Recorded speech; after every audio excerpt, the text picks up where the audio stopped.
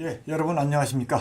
이번 시간에는 공간정보 신기술, 4차 산업 중심의 공간정보 신기술이 어떤 것이 있는지 지난 시간에 이어서 설명을 드리도록 하겠습니다.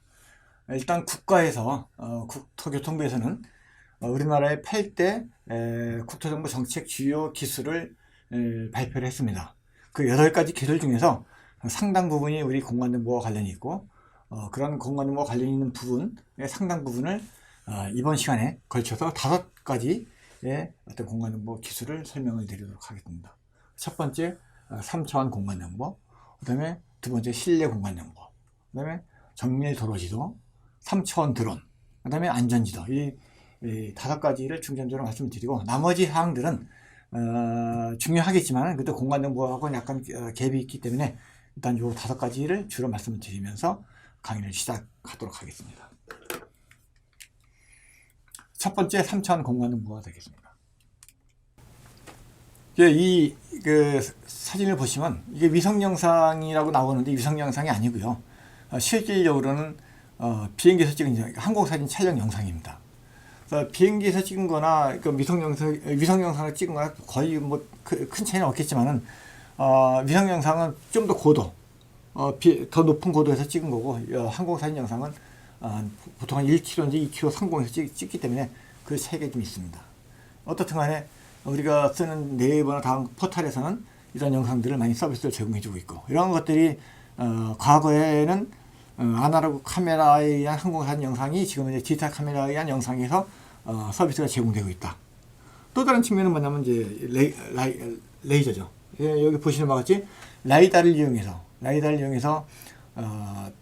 라이다의 수많은 펄스를 지형에서 쏴가지고 그 나타난 영상들을 이렇게 나타내죠. 그래서 이 라이다 영상을 해석을 해가지고 이렇게 영상을 뽑아서 우리가 실제적인 영상과 라이다 영상을 가지고서 우리가 원하는 지형지물 세계를 우리가 분석해낼 수 있는 거죠. 이런 데이터를 처리 과정을 통해서 우리가 보는 실세계의 영상을 뽑아낼 수 있는 거죠. 도로만 뽑을 수 있고 하천만 뽑을 수 있고 주택만 뽑을 수 있고 다양하게 뽑을 수 있는 거죠. 전선만 뽑을 수 있고 전지만 뽑을 수 있고 전선 같은 경우 너무 이제 미세하게 안 되겠지만 뭐 고속도로를 뽑는다든지 철도를 뽑는다든지 우리가 원하는 다양한 지난 시간에 얘기했던 대로 그게 레이어라고 보는 거죠.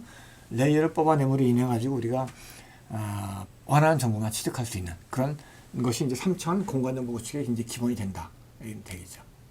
그래서 보시는 바와 같이 3차원 공간정보 구축은 비행기나 영상이 가면서 우리가 원하는 그 항공사진 촬영 계획도에 의해서 가면서 아니면 인공위성이 지나가는 궤도에 의해서 가난 궤도에 있는 노선들을 찍히죠. 그래서 여기 보시는 바와 같이 바로 위에 인공위성이나 항공사진 비행기가 있는 영상 바로 위에 있는 위 사진과 바로 지나온 바로 뒤에 있는 사진, 그 다음에 비행기가 지나갈 바로 앞에 사진, 아니 비행기 좌측, 우측. 그래서 최소 한 점에 5장의 사진이 영상이 찍히는 거죠. 그래서 이 영상을 찍어가지고 한 점에 대한 5가지 사진이 오른쪽에 보시는 바와 같이 하나의 위치에다가 갖다가 붙이는 거죠. 영상이라고 하는 거는 위치적인 건 아니죠. 지난 시간에 말씀드린 대로 사진과 같은 개념이기 때문에 그 위치는 GPS 위성에 의해서 아니면 우리가 측량에 의해서 위치 정보가 나온다 했죠. XY 좌표에 의한 전 세계에서 유니크한 한 점의 좌표가 나온다. 그 점 잡혀 있는 건물에다가 이 한 점을 기준으로 최소 5장 이상의 영상을 나온 거 갖다 붙이는 거죠. 붙여서 우리가 보는 밑에서 보시는 바와 같이 입체적인 영상이 나오는 거죠. 비주얼하게. 그다음 3차원대로 보이는 거죠. 이렇게 해서 우리가 쓰는 영상들을 3차원대로 우리가 보고 취득할 수 있고 이제 이용할 수 있다는 얘기죠. 서비스를 할 수 있고 우리가 업무에 적용될 수 있다는 얘기죠. 이렇게 해서 우리는 3차원 공간정보 구축을 한다. 이런 얘기를 하는 거죠. 근데 여기 보시면 이 건물은 여의도를 대상으로 해서 찍은 항공 드론 영상인데 여러분들 보시면 어떤 뭐 이것으로 가지고 우리가 위에 있는 영상들을 이렇게 해서 드론이 찍는구나 하는 걸 샘플을 볼 수 있을 겁니다.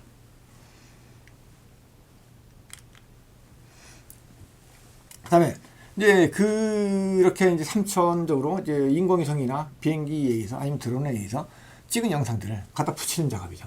3D 텍스처.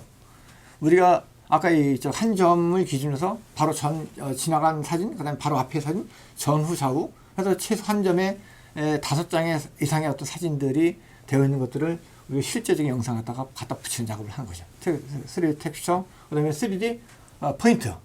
공간상에 지상에 있는 점들이야 그렇다고 하더라도 공간상에 있는 한 점을 표현하기 위해서는 되게 힘들겠죠. 3차원적으로 나타내 줘야 되니까. XYZ표가 아니고 XYZ에 의해서 평면이 아니고 XY 평면에 의한 공간상에 있는 점을 갖다가 한 점을 표현하기 위해서는 최소 제방향 이상의 어떤 이런 것이 XYZ가 돼서 연결돼서 3차원 공간적 한 점이 생기는 거죠. 그 점이 또 3차원 공간상에 있는 한 점이 한 점만 있는 게 아니죠. 다양히 많이 있죠. 그래서 그 점끼리 서로 3차원적으로 생긴 점들을 서로 연결시켜야겠죠. 3D 포인트. 그 다음에 3D 폴리라인. 3차원적으로 생긴 점들끼리 서로 동일한 객체끼리 또 손을 연결해야겠죠. 근데 건물과 동일한 객체가 아닌 뭐 이거 A 건물과 B 건물을 엮어버리면 우리가 볼 때 정보에 왜곡이 생길 수 있는 거죠. 왜곡이 생기면은 정보에 왜곡이 생긴다고 하면 우리는 공간 정보를 사용할 필요가 없다는 얘기죠. 그러니까 그런 것들을 동일한 건물에 있는 동일한 물체, 동일한 객체, 동일한 사물에 있는 것들을 동일한 3차원 객체, 그다음에 3차원 점, 그다음에 평면점 이런 것들을 연결해서 동일한 객체끼리 선을 연결해서 하나의 면을 만드는 거지, 면. 면을 만드는 것은 2차원이라고 얘기했죠. 그 페닥형의 면을 만드는 것이 이제 3D 폴리라인. 그 다음에 이제 이게 3D 메쉬. 이제 각 점마다 이제 높낮이 이런 것들을 다 망을 갖다 아주 조밀하게 만들어가지고 서로 동일한 객체끼리 서로 갖다 엮는 거죠. 서로. 선을 이어서 동일한 객체의 형상이 나올 수 있는 것들을 이제 만드는 거. 3D 메쉬 작업이죠. 그래서 이거와 같은 이제 우리가 비행기, 그 다음에 위성, 그 다음에 드론에 의해서 찍은 우리가 그 실제적인 영상을 이런 작업들을 통해서 우리가 보기 좋은, 우리가 파악하기 좋고, 우리가 어떤 객체를 갖다 실질적으로 3D처럼 보이게끔 만드는 과정들을 통해서 우리는 3차원 공간 정보를 접할 수 있다는 얘기죠. 그래서 그 대표적으로 이제 뭐 비행기도 3차원 공간 정보를 취득하는 거 비행기도 있고 이제 위성도 있는데 일반적으로 이제 비행기하고 드론 같은 경우는 이제 그런 것이 별도의 어떤 커리큘럼은 있지만 우리는 일반적으로 요즘 이제 많이 일반적으로 쓰이는 드론을 간단하게 제가 설명을 드리겠습니다. 보시는 것 같이 드론의 일반적인 무게는 한 2 내지 3kg 정도 됩니다. 그래서 우리가 측량용 드론을 쓴다고 하는 건 이 정도 무게.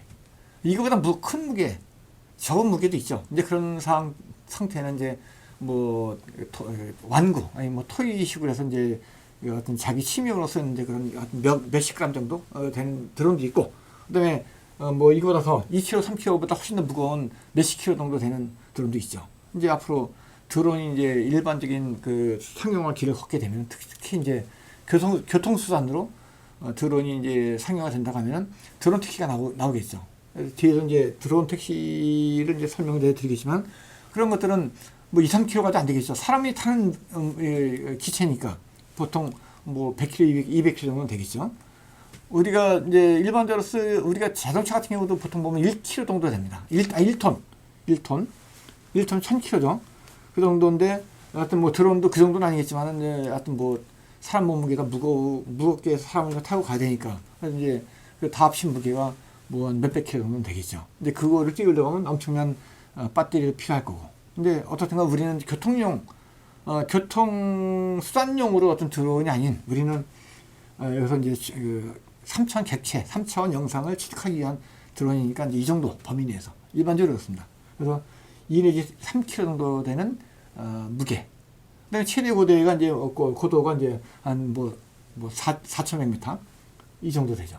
그래서 이상이 올라가면 이제 고고도라고 해서 되게 이제 고도의 어떤 이제 기술이 필요한 이제 드론이 되겠지만 우리는 이 정도 범위 내에서 일반적으로 우리가 이제 3차원 객체나 영상을 취득하기 위해서는 보통 한 150m에서 한 1km, 2km 정도 상태에서 우리가 이제 많이 찍기 때문에 그 정도 범주면은 측량용 드론으로 촬영용 드론으로는 적당하지 않나. 그래서 뭐 우리가 요즘 드론 많이 보이죠. TV 같은 데서 보면은 다큐 같은 거 특히 동물의 왕국이라든지 아니면 뭐 어디 뭐 예를 들어서 어떤 특정 방송을 얘기해서 안 되지만 뭐 동네 한 바퀴를 돈다든지 하면 위에서 동네 한 바퀴 모습을 보여주는 것들이 다 드론을 띄워서 하는 것들이죠. 그 나레이터가 얘기해주고 그다음에 이제 거기에 등장하는 그 모델이 가면서 여러 가지 얘기를 나누면서 위에서는 이제 영상 보여준 것이 이제 다 드론을 이용해서 이제 그 실질적으로 모델이 가서 얘기하는 거, 그다음에 동시에 가면서 그 시간에 올라가서 드론이 촬영하고 이것이 이제 입체적으로 합성해서 이제 방송에 나가는 것들이 이제 드론의 역할이다. 여러분들이 잘 모르겠지만 이제 그런 상태에서 우리의 피부에 와서 닿아 있는 것이 드론이라는 얘기죠. 근데 그다음에 드론의 운행 시간은 보통 한 30분 정도가 일반적입니다. 왜 그러냐면 지금 이제 드론이 지금 그 배터리의 용량이 뭐 최대는 아니겠지만 적당 최적 시간이 30분 정도로 봅니다. 그래서 그 채공 시간을 늘린다고 하면 배터리가 더 커져야겠죠. 커지면은 비행기가 날지는 못하죠. 그래서 이 무게와 뭐 이 배터리 성능 그다음에 채공 시간 이 정도 감안한다고 했을 때 최적의 시간이 30분 이를 지금 보는 거고 점차적으로 이제 배터리 성능이 뭐랄까 이게 고도화되면서 이제 우리나라도 이제 뭐 SK나 이제 LG가 이제 우리나라에서는 대표적으로 배터리의 그 선두주자인데 전 세계적으로 이제 그런 회사에서 이제 좀 고성능 배터리를 만든다 하면은 무게도 동일하면서 더 용량이 큰 어떤 배터리를 만든다면 채공 시간이 늘어나겠죠. 근데 그때를 기대하면서 현재까지는 일반적으로 한 30분 정도가 일반적인 채공 시간이다. 근데 왜 20분이냐? 드론을 밑에서부터 이 조종자가 자기가 컨트롤해서 올라가서 최적의 상태에서 촬영을 하기 전까지 준비 시간이 있죠. 준비 시간이 한 5분 정도. 그 다음에 그 30분이니까 나머지 한 5분도 내려올 때를 생각을 해야겠죠. 그래서 비행을 다 촬영한다든지 어떤 자기 작업을 마치고 내려와서 하강할 때까지 시간은 5분 정도. 그래서 양쪽으로 5분씩 빼면 20분 정도가 우리가 이제 그 작업을 하는데 최적 시간이다. 이렇게 보시면 되겠습니다. 그래서 현재까지는 그 배터리의 용량이 늘어날 때까지 기다리고 일단은 현재는 이것이 일반적이다. 그리고 이제 카메라 가장 중요하죠. 우리와 같은 눈과 같은 역할을 하는 데가 이거죠. 아무리 뭐 배터리가 중요하고 한다고 하더라도 카메라 없이는 눈 없는 상태니까 안 되는 거죠. 눈 때문에 우리가 드론을 띄우는 건데 그래서 카메라는 이제 고성능 카메라. 그래서 이제 지금 뭐 1600만 2,000만 화소까지 늘어나서 지상에 뭐 보통 보면 몇 센치까지 5cm까지 다 식별할 수 있는 정도를 지금 돼 있죠. 그래서 이제 그 비행기로 올라가면서 더 해상도는 떨어지고 또 인공수로 올라가면 더 떨어지죠. 왜냐면 점점 높아지니까. 근데 드론은 대신 이제 그 활동 반경은 작지만은 적어도 150m에서 뭐 250m 이 정도에서 이제 작업을 하는 게 일반적이니까 적어서 작업하다 보면 좀 더 디테일하게 이런 영상을 찍을 수 있다. 이런 장점이 있는 거죠. 일반적으로 조종거리는 이제 한 2km. 본인이 서 있는 반경 2km 주변에서는 이 본인이 컨트롤러 가지고 작업을 하는 거죠. 그래서 본인이 이제 밑에서 컨트롤러, 리모컨이라고 많이 얘기하는데, 컨트롤러 가지고 작업을 해가면서 전원 작업을 하고, 그 다음에 동시에, 드론에서 찍는 영상이 본인 휴대폰에서 보게끔 만들어 놨습니다. 그래서, 드론에서 찍은 이제 그런 카메라, 이런 디지털 카메라가 찍은 영상들을 실시간으로 자기 휴대폰으로 본다는 얘기죠. 모니터링 하는 거죠. 그래서 어디를 더 찍어야 될 것인지, 어디를 더 빠져나갈 것인지 이런 것들을 다 관찰하는 거죠. 그래서 드론은 그렇게 해서 움직인다. 그래서 이제 일반적으로 지금 이제 드론에 관한 법률이 만들어졌습니다. 드론에 관한 법률이 만들어져서 이제는 드론을 띄우는 것들도 자격증이 필요하고, 그 다음에 드론을 운영하는 것들도 사전 허가를 받아야 됩니다. 그래서 아까 얘기했던 무게가 너무 안 나가는 것들은 뭐 장난감 수준이라고 하는 것들은 이제 그건 처치하고, 그다음에 이제 무게가 몇만큼 되는 것들, 그러면 그런 것들 고도를 150m 이하로 못 내려게 합니다. 법적으로 사고 날 확률도 있고 여러 가지 그 재산의 어떤 손실도 날 소지가 있기 때문에 그걸 미연에 방지하고자 150m 이상에서 뛰게 하고, 그다음에 이제 뭐 더 이상 못 올라가게 하고, 그다음에 또 이제 중요한 건 수평적으로 우리나라가 이제 군사시설 보호구역이나 그다음에 이제 이런 여러 가지 접근 금지 시설들이 우리나라에 많이 있는 나라죠. 특히 남북이 대치해 있는 상황이기 때문에 이해는 해야죠. 그래서 그런 상황이 되다 보니까 뭐 국가 기반 시설, 그다음에 군사 시설 뭐 이런 데는 못 띄우게 돼 있죠. 그래서 이제 사전 그 비행 허가를 받을 때 촬영 허가를 받을 때는 이제 그런 것들 감안해서 비행 허가를 내준다. 그래서 함부로 뛸 수 없는 것들이고, 그래서 그런 것들을 알아보려고 하면요, 국가 법령센터에 가서 드론이라고 하면 치면 드론과 관련된 법률이 나왔습니다. 그래서 어떤 자격증 가지고 뭐 라이선스 따고 뭐 이런 것들 다 나와요. 체계적으로 나와 있습니다. 그래서 보면 되고, 일반적으로 우리 같은 경우 이제 식량용을 쓰려고 하면 반드시 이제 드론 자격증이 있어야 되고, 우리는 이제 뭐 이런 자격증만 있으면 작업을 얼마든지 허가만 받으면 할 수 있는 상태죠. 예, 이제 이번 시간에는 이제 그 실내 공간 정보를 설명을 드리도록 하겠습니다. 우리가 이제 실내 공간 정보가 되게 일상화되고 있고, 되게 이슈화가 되고 있고 하는 것들이 이제 여러분들도 많이 느끼실 수 있고, 제가 설명을 드리면 이런 것이 실내 공간 정보였구나 하는 것들을 이제 쉽게 이제 파악할 수 있을 것 같습니다. 이제 우리가 이제 실내 공간 정보가 되게 필요한데, 그 앞으로 점점 더 이게 요구한 사항이 많아질 겁니다. 그래서 현대인들이 이제 앞으로 하루 생활 중에 90% 뭐 100%는 아니겠지만 상당 부분은 절대 다수의 시간들이 실내에서 이제 보낼 걸로 예상이 됩니다. 그래서 그러기 때문에 실내 지도는 공간 정보에서 이제 서비스로 이제 핵심적인 이제 분야로 이제 급부상을 하고 있다. 그래서 지금 이제 우리가 코로나 전 세계적으로 유례가 없는 이제 코로나 사태를 겪으면서 거리두기, 뭐 그다음에 집에서 나오지 말기 이런 것들이 전 세계적으로 많이 붐이 일다 보니까 배달을 시켜서 많이 먹고 사회적인 활동을 하는 것보다 집에서 혼자서 시간을 보내고 하는 것들이 다 실내 공간에서 이루어지는 것들이죠. 그래서 앞으로 이런 그 코로나로 인해서 실내에서 이루어지는 것들이 이제 체험을 했기 때문에 앞으로 더 다양하게 많은 그런 컨텐츠가 나올 걸로 예상이 됩니다. 그래서 실내 지도는 단순하게 길 안내가 아니고 단순하게 이제는 뭐 SNS라든지 뭐 전자상거래라든지 인명구조와 같은 이제 역할을 많이 하는데 필수적이다. 그래서 이제 RTLS라고 해서 리얼타임 그다음에 이제 그 로컬 서비스라고 해서 실시간으로 현재 있는 그 위치를 잡아주는 것들이죠. 그래서 IPS라고 합니다. 이제 인도 포지셔닝 서비스라고 해서 실내 위치 추적 서비스요. 이제 앞으로 이제 그런 앱이 지금 이제 여러분들 플레이어 스토어 같은데 앱 스토어 같은데 보면 무수히 많은 앱이 있는데, 근데 그 아마 실내 공간 정보나 실내 위치를 잡아주는 앱이 이제 상당 부분 거기를 잠식할 것 같습니다. 왜냐면 공간에서 많이 생활하고 공간에서 모든 것이 이제 이루어지고 공간에서 비즈니스가 창출되고 모든 것이 이제 공간에서 이루어지기 때문에 그런 사람들은 더 폭발이 일어날 것이고 이제 그런 관련 기술도 일어난다. 그래서 왜 이걸 강조하냐면 부동산에서 이 실내 공간 정보, 공간 정보 기술, 그다음에 이런 것들을 파악을 못하면 부동산에 어떤 상품적인 거를 여러분 얘기할 수 없다. 불가분의 관계다는 얘기죠.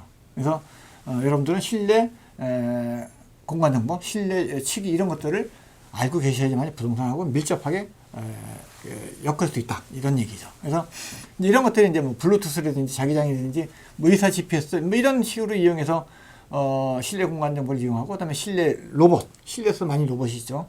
하다못해 제가 어저께 지난주인가 어느 김치찌개를 먹으러 갔는데 거기서도 김치찌개를 먹는 집에서도 로봇이 오더라고요. 와서 저한테 뭘 주문하겠습니까? 내 자리에 와서. 그래서 자기 주문하고 싶은 걸 버튼을 눌러라. 제가 눌렀어요. 누르고 뭐 그러니까 뭐 몇 명 할 거냐? 뭐 이런 식으로 기본적인 걸 다 와서 사람 대신 로봇이 와서 하는 걸 봤어요. 그래서 이런 식당에서도 그런 우리가 쓰는 일반적인 그런 그 한식 식당에서 이제 그렇게 와서 로봇이 일반적이 됐다. 그다음에 실내 내비게이션. 여러분들 여의도 국제 무역센터라든지 이런 데 가보세요. 그 다음에 여기 잠실 지하라든지 가면 아마 혼란스러울 겁니다. 그 위치가 어딘지 모르고 내가 지상에서 분명히 어디를 들어왔는데 지상에서 지하로 들어와서 몇 군데만 다니다 보면 헷갈려. 특히 강남 지하 같은데 사람들 많이 왔다 갔다 되죠. 이제 그런 사항들이 이제 점차적으로 실내에서 이제 그 위치를 찾아주는 역할도 되게 중요하다. 왜냐하면 실내에서 미화가 될 확률도 이제 점점 많아진다. 왜냐면 점점 복잡해지고 넓어지다 보면 깊어지고 뭐 지하 2층, 3층, 4층 내려가다 보면 몇 층까지 내려온지도 모르겠고 특히 이제 지하 주차장 어디다가 파킹 시켜놨는지 모를 때 등등 우리는 실내 공간 정보를 뭐 이렇게 같이 접할 수 있는 그런 그 기회가 많이 있다. 그렇기 때문에 이제 앞으로 부동산에서는 실내 공간 정보, 실내 지도를 간과해서는 안 된다. 그런 얘기를 제가 감히 말씀드리는 거죠. 그래서 이 이제 실내 측인데요. 오른쪽에 보시는 건 이제 우리가 살고 있는 어떤 이제 여기에 이제 그 지하철 플랫폼인데 이제 철도가 보이고 이제 철도에 육교가 있죠. 이런 식으로 이런 상태의 어떤 실내 공간 정보를 예를 들어서 구축한다 했을 때 사람이 가서 측량기를 들이밀고 그다음에 줄자로 거리를 체크하고 높이를 재고 길이를 재고 다 못합니다. 한다고 하더라도 상당히 제한적이겠죠. 상당히 디테일한 부분까지 다 해야 되는데 그래서 그거의 대안들이 뭐냐면 레이저 스캐닝입니다. 레이저를 빛을 발사해가지고 쫙 봐. 본인이 원하는 공간들을 쫙 읽어드리는 스캐닝하는 거죠. 스캐닝. 여러분들 스캐너 아시죠? 똑같은 개념입니다. 빛을 발사해서 그 빛이 닿는 위치, 그 거리를 다 측정해서 이거를 분석을 하는 거죠. 그래서 이 스캐닝한 데이터를 이렇게 분석하면 우리가 살고 있는 실세계를 구해낼 수 있다는 얘기죠. 단시간 내에 경제적으로.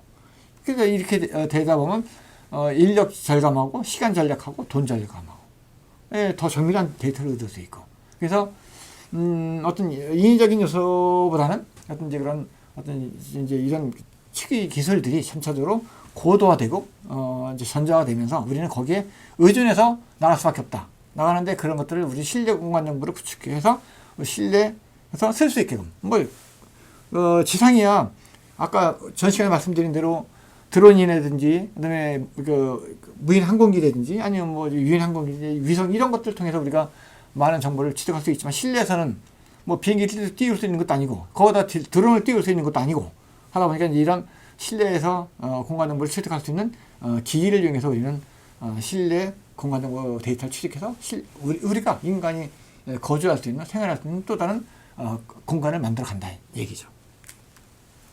그래서 보시는 바와 같이 이제 비콘을 이용해서 우리 이제 측이 기술도 있습니다. 비콘이라는 게 뭐냐면 지상의 어떤 무선기지에서 발사되는 전파를 예전에 어떤 이제 특히 이제 여기 비콘 같은 경우는 이제 해안 쪽에서 많이 썼습니다. 그래서 뭐 등대라든지 아니면 뭐 어디 무슨 조그만 고정 장치에다가 비콘을 설치해 가지고 놔두면 그게 이제 근거리에 있는 배하고 이제 무슨 기기하고 서로 이제 교신해서 위치나 거리를 탐지해서 서로 간의 정보를 교신해서 뭐 정보를 만드는 그런 역할들을 썼던 것이 이제 비콘입니다. 근데 이제 그런 것들이 이제는 실내로 들어온 거죠. 그래서 실내에 들어와서 이제 그 실내에 들어온 지 얼마 안 됐습니다. 들어와서 이제 이것이 뭐냐면 되게 장점이 뭐냐면 블루투스 로우 에너지입니다. BLE라고 해서 되게 블루투스를 이용한 측이 기술인데 되게 이제 에너지가 적게 들어. 그러니까는 하나를 장착해도 여기 보시는 것들이 다 단순한 것들 뭐 이런 정도밖에 안 됩니다. 그래서 크기도 작고 전략도 적게 먹히니까 붙여놓고 계속해서 그 주변에 있는 위치 사물들을 거리 측정하고 위치를 측정해서 실내 공간 정보를 만들어 가는 것들이죠. 그래서 특히 이제 잠실 같은 데는 이런 비컨이 한 500여 개 이제 설치가 되어 있어서 잠실의 실내 공간 정보를 해서 운영하고 있는 거죠. 그런 상태에서 비컨은 되게 유용한 실내 공간 정보의 측이 기술이다. 그죠? 그래서 오른쪽에 보시는 것처럼 3D 실내 공간 정보 DB하고 현재 위치를 비교하는 거죠. 그래서 공간 정보에 있는 DB하고 현재 위치하고 맞아? 이런 것들을 이제 실증적으로 보여주는 것들이 이제 요 영상이 되겠습니다. 그래서 얼마나 정확하게 실시간으로 위치가 맞아 떨어지는지를 나타내 주는 것들이죠. 그래서 지금 보시는 것들은 종합적으로 이제 하여튼 이제 지하철에는 지하철역을 만든 건데, 그 실내 공간 정보 치기 기술을 가지고 만든 거예요. 그래서 얼마나 리얼하게 갖다 붙였는지. 그래서 여기도 이제 뭐 이미지는 이미지를 따라하고 위치는 위치를 따라 해서 합성한 거죠. 합성해서 이걸 만들어 놔가지고, DB를 구축해 놓음으로 인해 가지고, 어디 가면은 상가가 있고 어디 가면 개찰구가 있고 이런 것들 나중에 화재가 생겼을 때 비상구가 어디냐 이런 것들을 알려줘야죠. 근데 우리는 일상적으로는 지하에서는 이제 크게 이런 실내 공간 정보의 위치나 이런 것들을 공감을 못하고 도움을 못 느끼는데, 이런 것들이 없다고 가정했을 때 실내에서 엄청난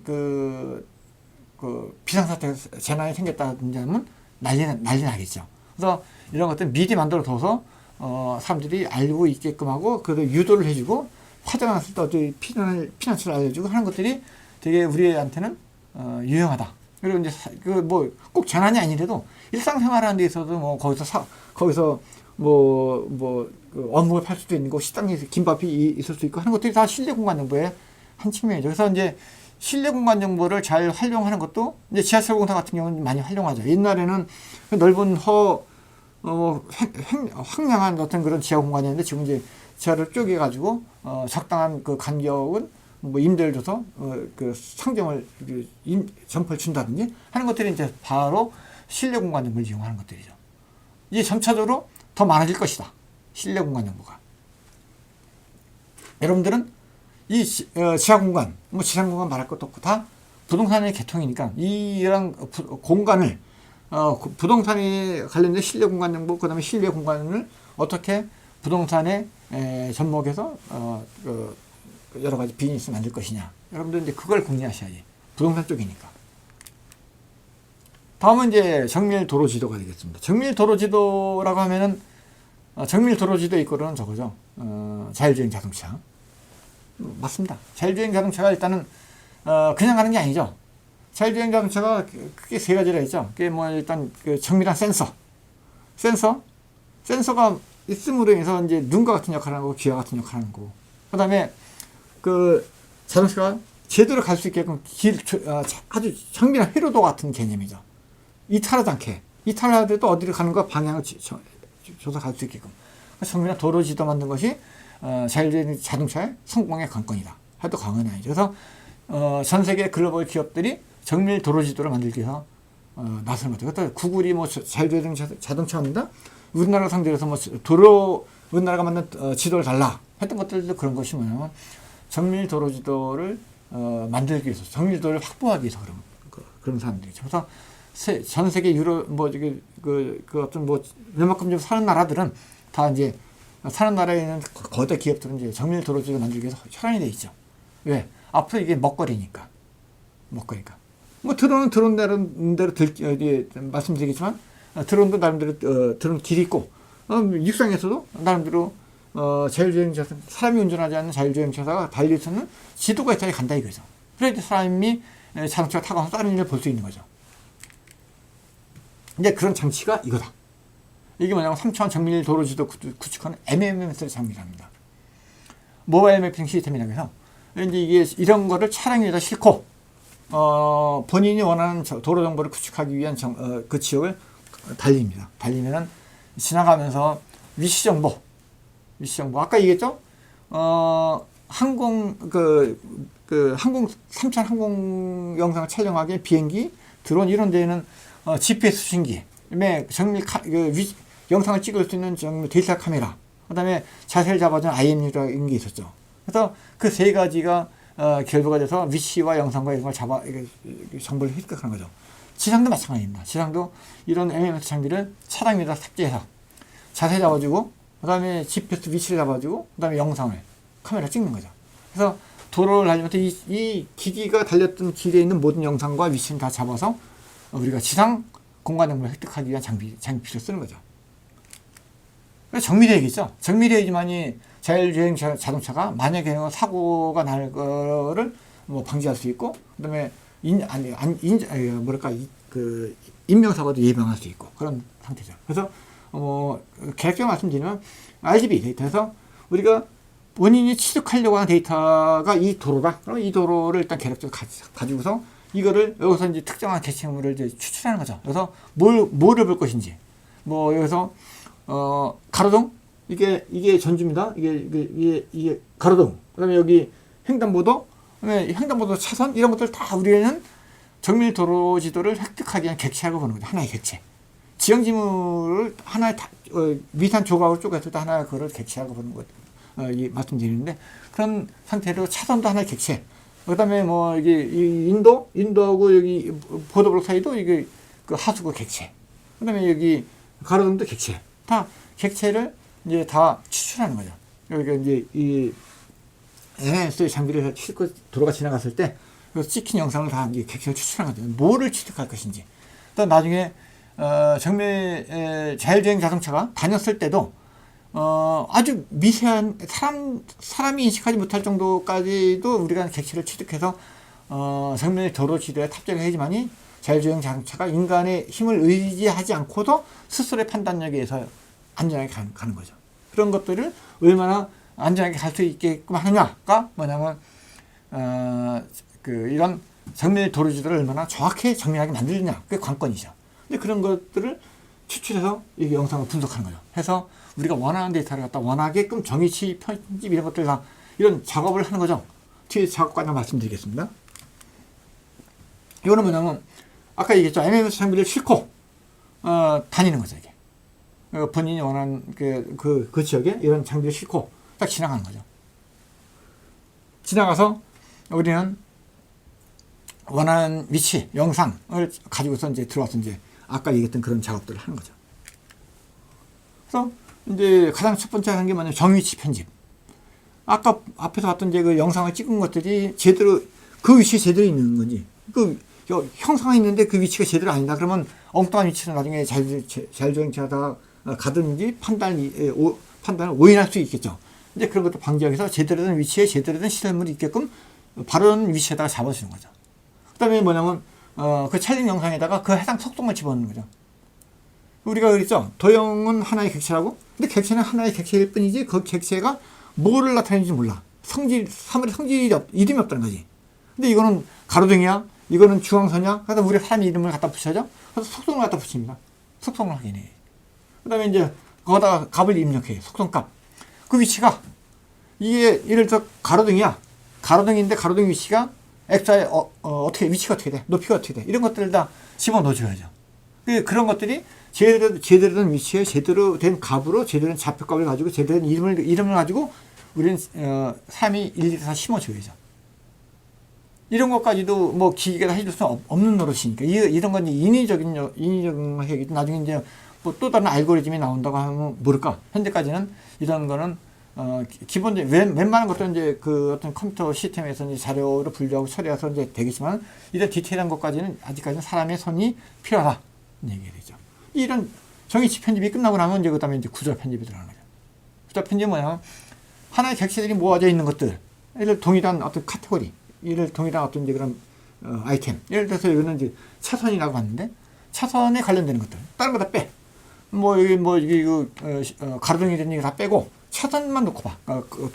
도로의 중앙선, 그다음에 중앙선을 기준으로 왼쪽에 차선이 몇 개, 오른쪽에 차선이 몇 개. 그다음에 오른쪽으로 꺾어지는 도로는 몇 차선부터 꺾어져? 이런 것들 다 이제 분류해서 이제 우리가 맞춰줘야죠, 사람들이. 이것까지도 이것도 이제 사람의 손을 거치지 않고서 이제 약간 힘들죠. 그래서 이제 MS 장비가 측정한 그 영상 가지고 우리가 사람이 맞춰주는 거지. 이건 몇 차선, 그다음에 직진 차선 몇 차선부터 몇 차선, 오른쪽으로 우회전 차선은 몇 차선부터 몇 차선. 또 오른쪽 갔을 때 거기에 이정표는 무슨 어디를 가는 이정표야. 뭐 안양, 수원 이런 식으로 갖다가 이름을 갖다 붙이는 거죠. 그런데 그런 상태가 이제 구조 편집에 해당된다고 볼 수 있는 거죠. 그래서 권역별로 끊는 거죠. 예를 들어서 김포항에서 저기 잠실운동장까지가 이제 저거죠. 남부순환도로라고 했을 때 남부순환도로 그 넓은 거를 이름은 갖다 남부순환도로 갖다 붙이겠지만은 구간을 끊어야겠죠. 예를 들어 남부순환도로에서 사고 났어 그러면 남부순환도로 강서 쪽에서 사고 났는지 강남에서 사고 났는지 모를 거 아닙니까? 그러니까 끊는다 하면은 뭐 남부순환도로 몇 번째 구간, 몇 번째 노선 이런 식으로 끊어놔야지 나중에 그걸 찾아가는 되게 편리한 거죠. 그런 식으로 이제 코드를 부여하고 값을 부여하고 해서 우리는 이렇게 해서 그런 구간을 만들어서 자동차가 운행할 수 있게끔 만들어 주는 거죠. 이렇게 만들어 놓음으로 인해서 자율주행 자동차가 가면서 인식하고 판단하고 하는 것들은 우리가 인간이 만들어준 지도가 정밀 지도 가지고 움직일 거니까 만들어 줘야죠. 그래서 정밀 도로 지도는 되게 중요한 사항이다. 뭐 아무리 강조해도 뭐 나쁘진 않은 거고 어떤 이런 식으로 해서 우리는 정밀 도로 지도를 만들어야 된다는 얘기죠. 근데 그렇게 만드신 거 가지고 이제 하나하나 속도값에 다 이제 입력이 완료가 된 거죠. 그래서 여기는 이제 가운데는 중앙 분리대, 뭐 교차로 이런 식으로 해서 이제 다 분리가 돼서 요거만 보면 사람들은 이제 알 수 있는 것처럼 이제 불필요한 데이터 빼내고 이제 필요한 데이터만 넣어서 자율주행 자동차가 운전하는데 전혀 하자가 없게끔 사람도 웬만큼 알 수 있게끔 아주 구조화되고 세밀화된 데이터를 넣고 나머지 불필요한 것들은 이제 빼내는 거죠. 이런 상태를 만들어 두는 건데 이런 것들이 이제 이것도 사람 손으로 할 수는 없는 거고 나중에 뒤에서 말씀드리겠습니다. 그래서 이제 그런 차량에다가 측정 장비를 다 가지고서 탐터하는 거죠. 이게 아까 MEMS 장비와 마찬가지로.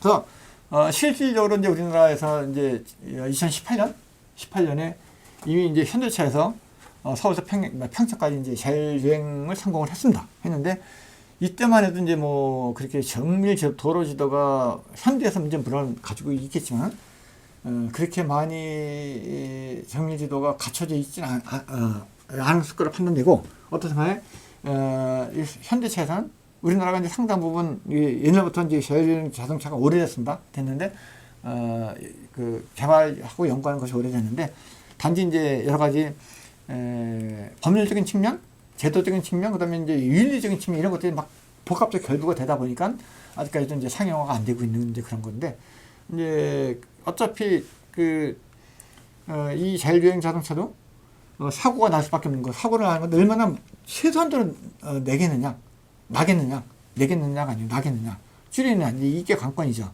그랬을 때 이게 불가피한 사고냐 아니면 의도적인 사고냐 이런 것들을 뭐 판단이 모호할 수 있는 상태가 될 거 아닙니까? 근데 그런 윤리적인 문제까지 결부돼서 사회적인 공감대를 형성시키려고 하면 좀 시간이 많이 걸리겠죠. 이제 그건 아마 우리나라뿐만 아니라 전 세계적으로 이렇게 자율주행 자동차 움직이면서 이런 문화가 정착이 되지만이 그런 건 문화가 법률 제도로 뿌리내고 제도가 법률로 뿌리내려서 이제 자율주행 자동차를 운행하면은 이런 상태는 이렇게 이런 법이나 이런 거에서 적용돼서 이렇게 됐다 하는 것들이 이제 공감대가 형성된다고 하면 이제 되겠죠. 아직까지 이제 어떻든 간 하드웨어적인 건 상당 부분 발전해 있는 건 사실입니다. 하드웨어적으로. 그래서 여기 보시는 바와 같이 이런 도로 지하 시설물 또 이제 뭐 자율주행 자동차나 이런 것들이 다니기 위해서 기본적으로 필요한 정밀 도로 지도만들 되게 중요하죠. 지하에 있는 것들도 자율주행 자동차가 다니기 위한 여러 가지 이제 변수가 많이 생길 수 있죠. 땅이 꺼진다든지 하면 그런 것들도 주행에 영향을 받을 수 있으니까 그다음에 뭐 침몰이든지 뭐 싱크홀 나오든지 이런 것들도 다 조사를 해야겠죠. 그래서 그런 걸 조사하기 위해서 그냥 장치를 달고 이제 도로 아래 또 이제 이런 탐사를 하는 겁니다. 보시는 게 이제 그런 건데 그래서 이런 장치 차에다가 장치를 달고 지나가면서 지하에 뭐가 어떤 시설물들이 있는지를 나타내주고 그거를 판단하는 이제 그런 거를 스캔하는 거죠. 지하에 뭐가 있는지 이제 이런 것들이 지상의 시설물, 그다음에 지하의 시설물 그래서 다 같이 놔가지고 지표를 기준으로 해서 지하 상공 그래서 입체적으로 이 그 한 도로 위에 지하 지표 상공에는 뭐가 있다. 해서 나중에 자율주행 자동차가 달릴 때 땅 밑에서 어떤 사건 사고가 없어야 되고 지표에서도 어떤 사건 사고가 없어야 되고 지상은 말할 것도 없고 그래서 그 입체적으로 자율주행 자동차가 사고 없이 달리게끔 하는 목적이 가장 큰 거죠. 그 사고 없이 달리는 것은 결국 뭐냐 인간의 어떤 이제 그런 목숨을 사고를 방지할 수 있다는 얘기죠. 그래서 인명사고를 예방할 수 있는 측면이기 때문에 되게 중요하고 그래서 이런 정밀 도로 지도는 지상뿐만 아니고 지표, 그다음에 지하까지도 같이 곁들여서 해야 된다. 그래서 이제 그런 장비들입니다. 장비들이고 예전에는 이제 이런 것들을 수작을 해서 했던 것들인데 되게 힘들었죠. 근데 지금은 이제 측정 기술이 발달되고 이제 이런 그 전파 탐지 기술도 많이 발달되면서 지하에 있는 것들도 이제 지상에서 웬만큼 이제 탐지해내는 이제 그런 것들이 너무 심한 거는 뭐 탐지할 수 없겠지만 이제 지하에서 상당 일정 부분 거리 정도는 이런 것들로 충분하게 나오는 것들이죠. 뭐 그래서 상하수 가스 전기 뭐 이런 관로까지는 이제 다 가능한 범위. 네. 자 이제는 이제 3차원 이제 드론을 설명을 드리도록 하겠습니다. 3차원 드론인데요. 이제 일반적으로 우리가 쓰는 드론은 이제 지상 150m 이하로는 못 내려옵니다. 그래서 150m 이상에서 뛰어서 우리가 원하는 목적에 이제 사업을 할 수 있는 거죠. 업무를 할 수 있고. 그래서 150m 이하로 내려오면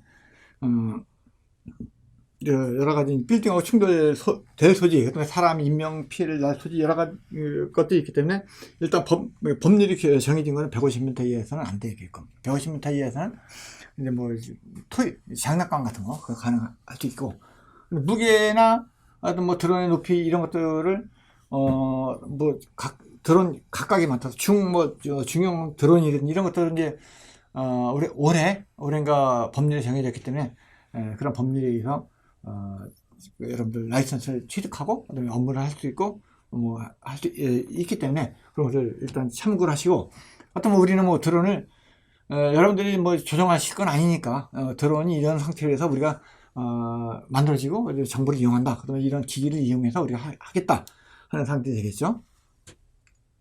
잠깐만. 그래서 뭐 적어도 그다음에 이제 중고도, 고고도는 말할 것도 없이 이건 이제 그 군사용이죠. 일반적으로 고고도는 이제 아주 고층 성층권에서 이제 이루어지면서 이제 이거 뭐 상대국, 적국의 어떤 이제 그런 그 군사시설을 탐지한다든지 이런 이상 지구를 이제 본다든지 그다음에 아니면 이제 특정하게 뭐 태풍 영향권 이런 것들 기후의 어떤 이제 그런 진로 이런 것들 이제 많이 파악하는데 올라가 쓰는 거죠. 일반적으로 이제 우리가 쓰는 이제 그 드론이라고 하는 것들은 적어도 상에서 그다음에 이제 우리가 앞으로 일반화가 될 것이 있습니다. 그게 뭐냐면 이제 드론 택시 같은 것들, 드론 자가용 이런 것들인데 드론 택배, 뭐 그런 것들은 아마 중고도 적어도에서 그냥 움직이는 것이 일반적일 겁니다. 그래서 우리가 이런 상태를 예상해서 우리 이제 드론 길도 만들어 놔야 된다. 아까 정밀 도로 지도가 자율주행 자동차를 위해서 이제 그 위주로 해서 이제 그 만들어지는 것처럼 드론을 운영하기 위해서 이제 드론 길 도로지도 이제 앞으로 만들지 않으면 공중에서 이제 상공에서 이제 여러 가지 충돌이 난다든지 해서 밑에 땅에 있는 사람들한테 뭐 피해를 준다든지 할 개연성이 많기 때문에 앞으로는 이제 이런 것들도 고려가 될 것이다. 분명히 이제 이슈가 될 겁니다. 지금은 이제 아무런 크게 없는데 지금 이제 그래서 제가 강의할 때 그런 걸 제가 말씀드리겠습니다. 그래서 드론길인데요. 드론은 이제 정밀 공간 정보 구축하는 데 되게 필요하죠. 근데 이런 드론이 그냥 이렇게 일정한 궤도로 딱 올라가는 게 아니죠. 일정한 궤도로 올라가지만 그러니까 높낮이가 다른 이제 그 지형이 좀 있다 보니까 그 높낮이에 맞춰서 드론도 오르내리면서 수평적으로 수직적으로 이제 이런 그 시설물들, 장애물들 이런 것들 파악해가면서 그 제대로 달려야겠죠. 그래야지 제대로 안전하게 우리가 목적하는 바들 영상을 저를 획득할 수 있는 거죠. 그래서 드론길이 중요하다. 이제 보시는 바와 같이 뭐 가다가 빌딩에 부딪혀서 된다든지 아니면 뭐 어디가 드론길이 부딪힌다든지 아니면 어디 날아가서 안 되든지 그래서 이런 상태도 나올 수 있는 상태에 있다. 여러분들 이제 제가 이제 여의도에서 좀 있었지만은 여의도에도 이제 그 빌딩에 칼바람이 있습니다. 칼바람이 빌딩풍이라는데 빌딩과 빌딩 사이에서 불어오는 바람은 예측 불어옵니다. 어디로 흘러가서 어디 갈지 몰라. 그렇기 때문에 이런 데를 드론이 날아간다? 드론이 날아가는데 뭐 무게가 웬만큼 날아가는 드론도 우리가 비행기 타고 어디 갈 때 그 비행기가 요동친다고 많이 그러죠. 그 안전벨트 매라고 하는 것들이 뭐냐면 가다가 난기를 만나는 것들이죠. 드론도 마찬가지죠. 가다가 보면 빌딩풍 만나면 본인이 원하지 않게끔 어디를 딴 데를 갈 수가 있고 아니면 낙할 수도 있고 그래서 이런 것들을 잡아주기 위해서 아까 얘기했죠. IMU를 달고 산다고 IMU는 자세를 잡아주는 거예요. 자세를 잡아주는 거고, 위치를 잡아주는 GPS 신경 있고, 이런 것들인데, 이런 상태에도 아무리 이런 빌딩풍을 만난다든지, 돌풍을 만난다든지, 아니면 뭐 드론끼리 아니고 뭐 갑자기 뭐 높은 장애물이 났다든지 하면은 대책이 없는 거죠. 그래서 이제 이런 것들을 보호하고 안전하고 뭐 이런 것들을 하기 위해서 이제 안전한 길을 만들자. 그래서 이 드론이 이제 우리가 원하는 바대로 제대로 유용하게 쓰이고 제대로 된 장소에서 적합하게 우리가 운영하기 위해서는 이런 것들이 다 고려가 되어야 될 사항이다 하는 얘기죠. 그래서 드론 길은 되게 드론을 유용하게 쓰지만 드론이 제대로 가서 안전하게 써야지만 우리가 유용한 정보를 얻을 수 있는 거죠. 아무리 유용한 정보를 얻는데 우리가 같은 뭐 이게 정밀도 떨어진다든지 아니면 믿지 못할 데이터를 가질 정도의 어떤 데이터 소스가 된다고 하면 안 되겠죠. 신뢰도가 떨어지겠죠. 데이터베이스의 기본 원칙이 아닙니까? 중복성, 신뢰성 그런 것들 아닙니까? 신속성. 근데 일단 이런 드론이 데이터를 취득하는데 뭐 이렇게 액큐러시 아니면 뭐 이렇게 좀 정밀도가 떨어지는 데이터를 뒀다 그러면 하나님만 못하는 거죠. 믿을 수 없으니까. 그러니까 이제 데이터 신뢰성을 위해서는 정확한 정보를 정확히 얻어야 된다. 그래서 그러기 위해서는 어떤 우리가 원하는 지역을 섹터를 정했을 때 아주 디테일하게 정해서 드론끼를 아주 정밀하게 만들어놔서 안전한 상태로 드론이 왔다 갔다 대서 움직여서 나온 데이터를 우리가 가져야지만이 그래도 믿을 만한 정보가 뭐 90% 이상이야. 그래 95% 이상이야.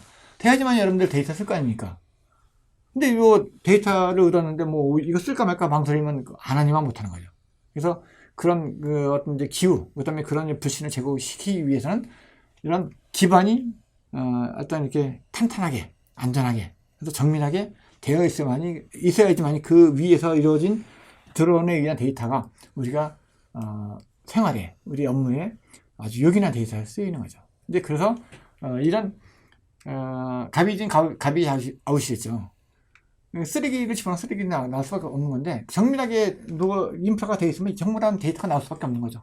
그러면 되게 편하죠. 물론 시간이 걸리고 돈이 많이 들겠지만 이제 초기 투자 비용이 많이 들더라도 그런 데이터 신뢰도가 있다가 하면 2차적인 데이터 뭐 유지 수정 비용이든지 아니면 다시 구축하는 비용이든지 이런 것보다 훨씬 낫죠. 시간이 절약되고.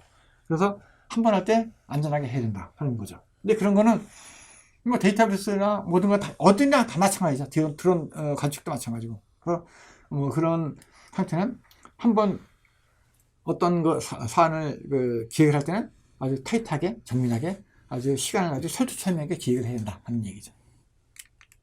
이것이 이제 우리가 향후 타고 다닐 이제 드론 택시 이런 것이 모형이 되겠습니다. 그래서 이제 에어포트라고 해서 이제 우리나라 건 아닌데 하여튼 이거와 같은 개념의 드론 택시가 우리도 나온다는 얘기죠. 이제 우리나라가 이제 여의도에서 이제 인천공항까지 이제 가는 이제 드론 택시를 지금 이제 기획을 하고 있는 중이더라고요.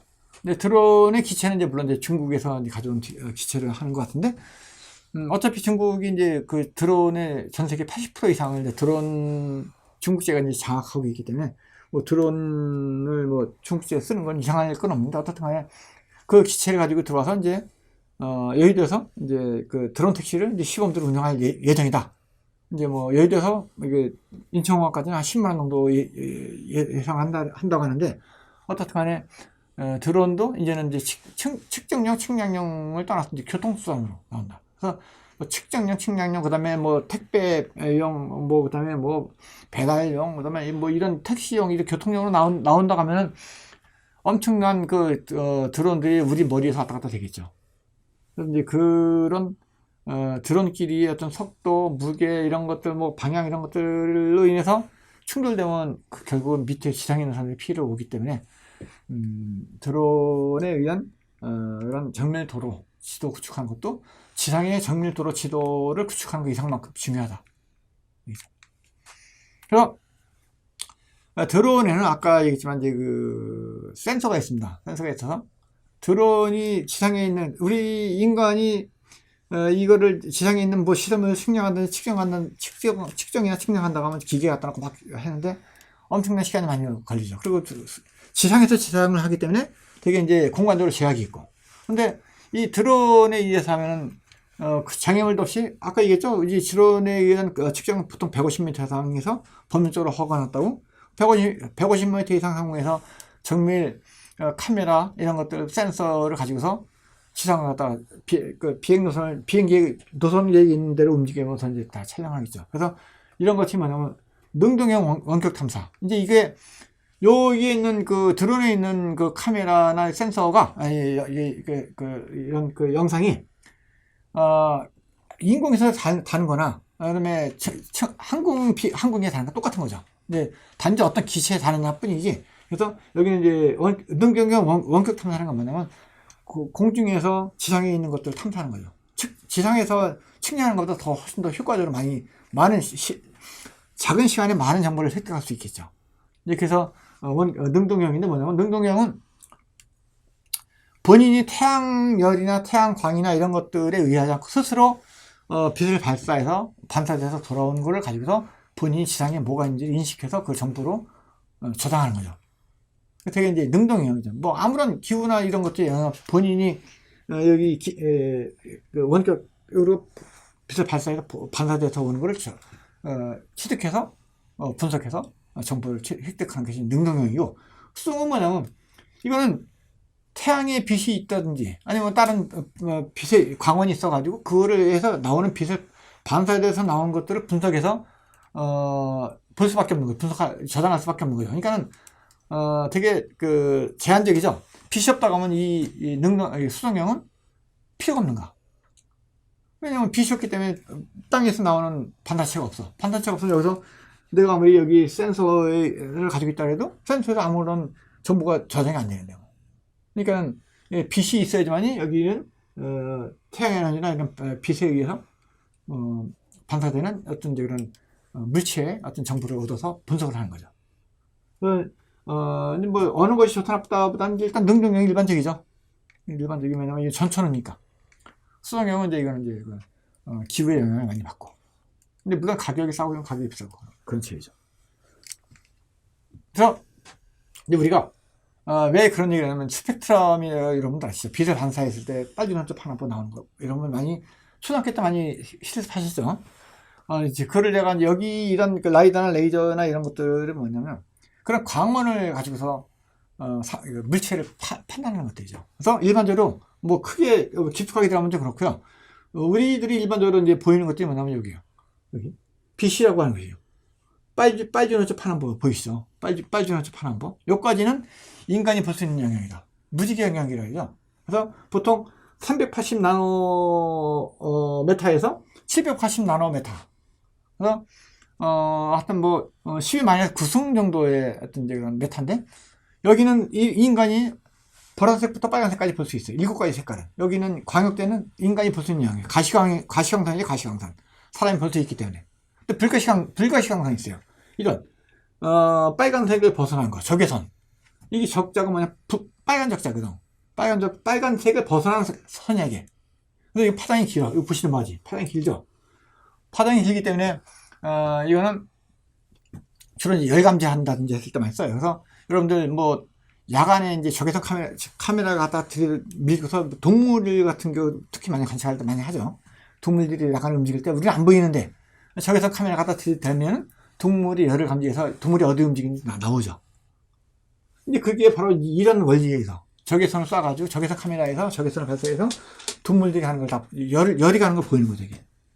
그래서 우리는 이게 이럴 때는 이제 그 군인들이 야간 감시할 때도 이걸 적외선 감지 카메라 많이 달고 있는 것이 바로 그런 현상이고, 이게 뭐냐면 여기는 자외선. 여기 이제 빨주노초 파란포, 보라색이 자색 아닌가? 보라색을 벗어나는 선이라서 자외선이에요. 여기는 주로 이제 뭐냐면 파장이 되게 짧아. 보시는 거지. 짧아서 주로 이제 그 뭐냐면 감마선이나 엑스선. 엑스레이 찍을 때도 이걸 쓰죠. 파장이 작기 때문에. 그래서 엑스레이 투입 쫙 했을 때 사람이 뭐 어디에 뭐가 부러졌다 아니 안 부러졌다 이거 다 나오죠. 엑스레이를 찍는다고 하죠. 엑스레이 선을 투과시해요. 그 다음에 감마선. 이런 것들인데, 여기 이제 뭐냐면 태양광에서 많이 나오죠. 태양광이, 요즘 태양광 많이 쬐면 자외선 차단을 많이 한다 그러죠. 자외선 많이 쏘면은 피부암이 생길 수 있다고 얘기를 하죠. 그런 것들이 뭐냐면 파장이 짧기 때문에 인간의 피부한테는 별로 안 좋다. 그런 거죠. 그래서 주로 이제 파장이 짧기 때문에 의학적으로 많이 쓰이죠. 의학적으로. 그런 차이인데 어떻든 간에 이런 적외선과 자외선을 우리는 특히 적외선 가지고 색을 분석해서 여기서 측정할 때 장비가 스캐너가 라이다나 이런 거 발사했을 때 반사돼서 오는 그 색깔, 뭐 온도, 색깔 뭐 이런 것들을 다 인식을 하는 거죠. 그런 것들에 의해서 색상이 다 달라지니까. 근데 색상을 색분리해서 원도 분리해서 우리가 원하는 데이터를 복원시켜 주는 거죠. 우리가 안 보이는 선들, 적외선, 자외선. 근데 그런 안 보이는 적외선 이런 것들을 이용해서 우리는 뭐 지하 어떤 실험을 스캐닝 한다든지 아니면 위에서 측정해서 빛을 반사돼서 오는 거 가지고 이게 식물인지 동물인지 나무인지 죽은 나무인지 살은 나무인지 다 분석하는 거죠. 죽은 나무는 뭐 수분이 없고 그다음에 살아있는 나무는 수분이 많을 거 아닙니까? 반사되는 게 달라지죠. 반사되는 게 달라져서 그거를 분석해서 여기는 어떤 식물이 살고 있어. 어떤 식물이 살고 있어. 그런 거죠. 이제 그래서 이런 것들 스펙트럼은 이제 여러분들은 이제 이것까지는 안 들어도 되고, 왜냐면 공간 3천 공간 정보나 뭐 어떤 이제 그런 AMH 장비 그다음에 이제 그 스캐닝을 한다고 했을 때 이런 것들을 갖다가 측정해서 우리는 분석해서 우리가 원하는 데이터를 뽑아낸다. 그래서 여러분들 이런 과정을 통한다 하는 측면에서만 알고 계시면 좋을 것 같아요. 이거 뭐 우리가 구체적으로 뭐 파장이 어떻게 되고 뭐 이런 것들 알 필요는 없어. 알 필요는 없어. 그래서 분석돼서 전문가가 빼준 거 가지고 그냥 여기는 수목지대, 여기는 죽어있는 지대, 여기는 사막지대 이런 것들은 우리가 파악하면 되는 거죠. 그래서 이제 그런 항공 데이터 카메라와 영상을 가지고 뭐냐면 이게 흑백 사진이야. 이제 이런 흑백 사진, 이거 컬러 사진, 그다음에 이건 근적외선 이런 거 가지고서 비행기가 다 찍어. 그다음에 드론이 찍어. 인공위성이 다 찍어서 우리한테 인간이 날려줘. 그럼 우리 사람들은 이걸 받아가지고 분석을 하는 거죠. 어떤 영상이 어떻게 되고 막 이런 거. 그래서 분석을 해서 물론 이제 흑백보다 뭐 컬러로 보면 더 보기 좋겠죠. 알기 쉽게. 근데 흑백으로는 더 정확한 정보를 많이 나옵니다. 컬러보다. 근적외선. 그래서 이게 뭐냐면 다 이제 항공사진용 그 카메라, 디지털 카메라가 이런 카메라가 다 달린다. 비행기에. 아까 얘기했죠. 그 디지털 카메라가 달린다고 얘기했죠. 그 디지털 카메라를 비행기에 달아가지고 이건 이제 선형 촬영.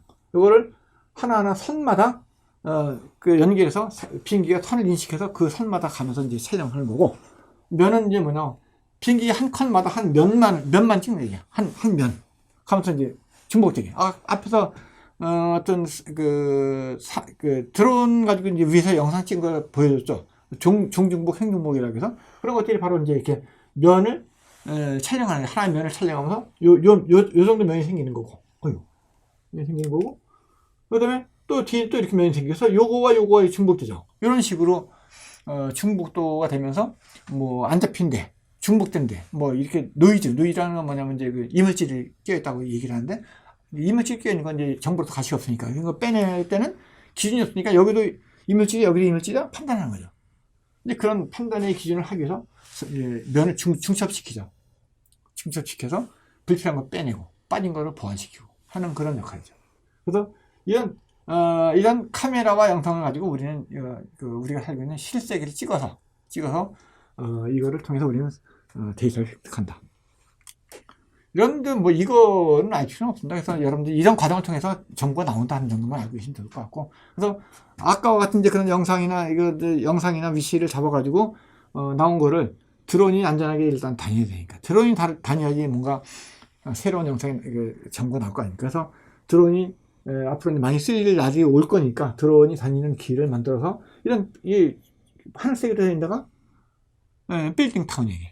빌딩과 빌딩 사이는 약간 거무스럽죠. 이런 데는 뭐 공간이니까 이런 데를 드론이 다니는 길을 만들어 두어서 좌표를 두면은 드론이 가면서 위치를 감지해서 내가 이쪽 빠지면 안 되네 해서 뭐 어차피 드론이 GPS 수신기에 있으니까 그 실시간으로 위성의 신호를 받아가면서 위치를 따라가는 거죠. 이게 따라가다 보면 이런 고층 건물 이런 데 장애물에 걸리지 않고 안전하게 갈 수 있다. 그런 것이 이제 드론의 길이죠. 그래서 이런 상태가 도시 전체적으로 이루어진다면 드론을 가지고 안전하게 우리가 사업하는데 쓸 수 있고, 교통수단을 탈 수도 있고, 그 다음에 택배 시켜서 받을 수도 있고, 여러분들은 이제 이런 걸 통해서 부동산 공간을 분석해서 또 다른 부동산 비즈니스를 만든다든지 하는데 이용될 수 있는 여지가 생긴다는 얘기죠. 이것이 이제 실제 영상과 이제 드론 가지고 찍었을 때 어떻게 보여주는지를 나타내 주는 것들이죠. 그래서 이거 하여튼 이런 것들이 이렇게 통해서 드론을 가지고 드론이 어떻게 계획도를 가지고 왼쪽과 같은 영상을 찍어주느냐 하는 것들을 이제 대비시켜주는 영상이에요. 그다음에 이제 4차 산업 중심의 이제 공간정보 기술 중에서 마지막 안전지도. 안전지도를 왜 얘기하냐면, 우리나라가 지금 이제 세계적으로 이제 OECD 국가여서 우리나라가 근데 범죄 발생률이 되게 높아요. 사망률도 높고. 우리나라가 밤거리를 다니는 이제 몇 안 되는 국가 중에 한 나라인데도 불구하고 같은 범죄율이 높아. 그다음에 사망률도 높아. 그러니까 한 번 났다면 강력 사건이라는 얘기죠. 근데 그런 것들을 위해서 지자체마다 이제 안전지도를 만들기 시작했어요. 그래서 우리나라가 이제 안전사고 사망률 OECD 평균이 2위야. 그러니까 누구나 이제 안전하게 다니는 길을 원하는데, 외국인들이 우리나라 와서 보면 밤늦게까지 다닐 수 되게 안전한 나라라고 하는데, 의외로 이제 그런 범죄나 사망률이 높아. 그러니까 이런 것들은 한 번 났다면 대형 사건 터진다는 얘기죠. 평상시에 잘 안 나다가. 근데 그런 것들을 개런티 하기 위해서 각 지자체마다 안전지도를 만드는데 혈안이 되어 있죠. 그래서 이 안전지도가 왜 필요하냐면요. 유럽에서 이제 18세기에 콜레라가 창궐 했어. 콜레라가 창궐했는데, 콜레라가 왜 창궐했는지 몰라. 그래서 이제 어느 영국의 스노우 박사라는 사람이 이게 왜 콜레라가 창궐했지? 콜레라가 난 지역을 지도에다 표시했어. 표시를 막 하다 보니까 표시한 지역만 서로 연결시키다 보니까 뭐 공통점이 나온 게 뭐냐면 하수구, 상수구, 물과 관련이더라고요, 물과. 그래서 이건 안 되겠다. 그래서 사망자가 가장 많이 나는 데가 어디냐 보니까 거기 하수구 집합소. 여기야. 그러다 이게 하수구를 통해서 이게 콜레라가 그냥, 이게 만연했구나. 창궐했구나. 하는 걸 알게 됐죠. 그래가지고 1차적으로 하수구를 폐지시키고 하수구 연결된 걸 다 끊어버리고, 그래서 공간정보 지도를 통해서, 지도가 공간정보니까 그걸 통해서 이 하수구 이런 것들을 다 정비를 해서 콜레라가 이제 더 확산되는 걸 막고, 그렇게 해서 이제 콜레라를 잡았던 얘기죠. 지금 같은 경우 뭐 이제 금방 알아차리겠지만 예방도 하겠지만, 지금 그때 당시만 해도 왜 나왔는지 의학적으로 이제 알기도 어려웠고, 그다음에 이제 어떻게 예방한지도 알기도 어려웠던 시절에 공간정보가 그런 안전을 지키는데 일조를 했다 하는 유명한 예가 있습니다.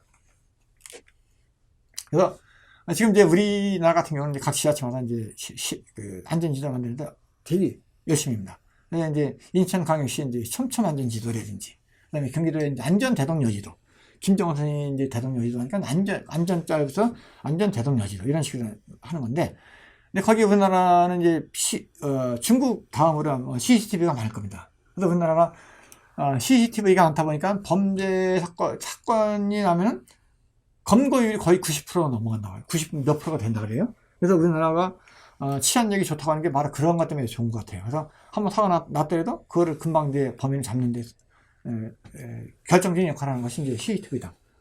어디 교통사고 났다든지 사망사건 났다, 뭐 살인사건 났다 하면은 경찰들이 그 주변에 인근을 다 CCTV를 조사를 하죠. 시간대별로 다 조사해서 이 사람이 어디서부터 나왔고 어디로 갔다 하는 것들이 이제 다시 잡히니까 그걸 추적을 하는 거죠. 근데 그럴 때 추적하는데 지도 플러스 알려주는 CCTV, 이거 두 개가 결합되면서 안전지도 역할을 톡톡히 하는데, 문제는 이제 뭐냐면 이제 그렇게 역할을 톡톡히 하고 하는데 너무 정부에서 이 지자체마다의 안전지도 만드는데 공통적인 기준점이 없다. 왜냐면 이제 국가적 자원 낭비죠. 그래서 안전지도에 여러 가지 이제 뭐 교통, 그다음에 치안, 재난, 사고 이런 여러 가지 다양한 것들을 주제들을 제공하는데, 제 얘기는 뭐냐면 다양한 안전지도의 테마를 제공해주고 개발되고 있는데, 국가에서 공통의 플랫폼, 공통의 어떤 이제 그런 표준화를 준다고 하면 지자체마다 뭐 겹치는 부분 아니면 뭐 이런 것들은 개발 안 하고 돈을 투자 안 할 거 아닙니까? 어차피 국가 예산인데 지방 예산도 국가 예산이고 국가 예산은 국가 예산이죠.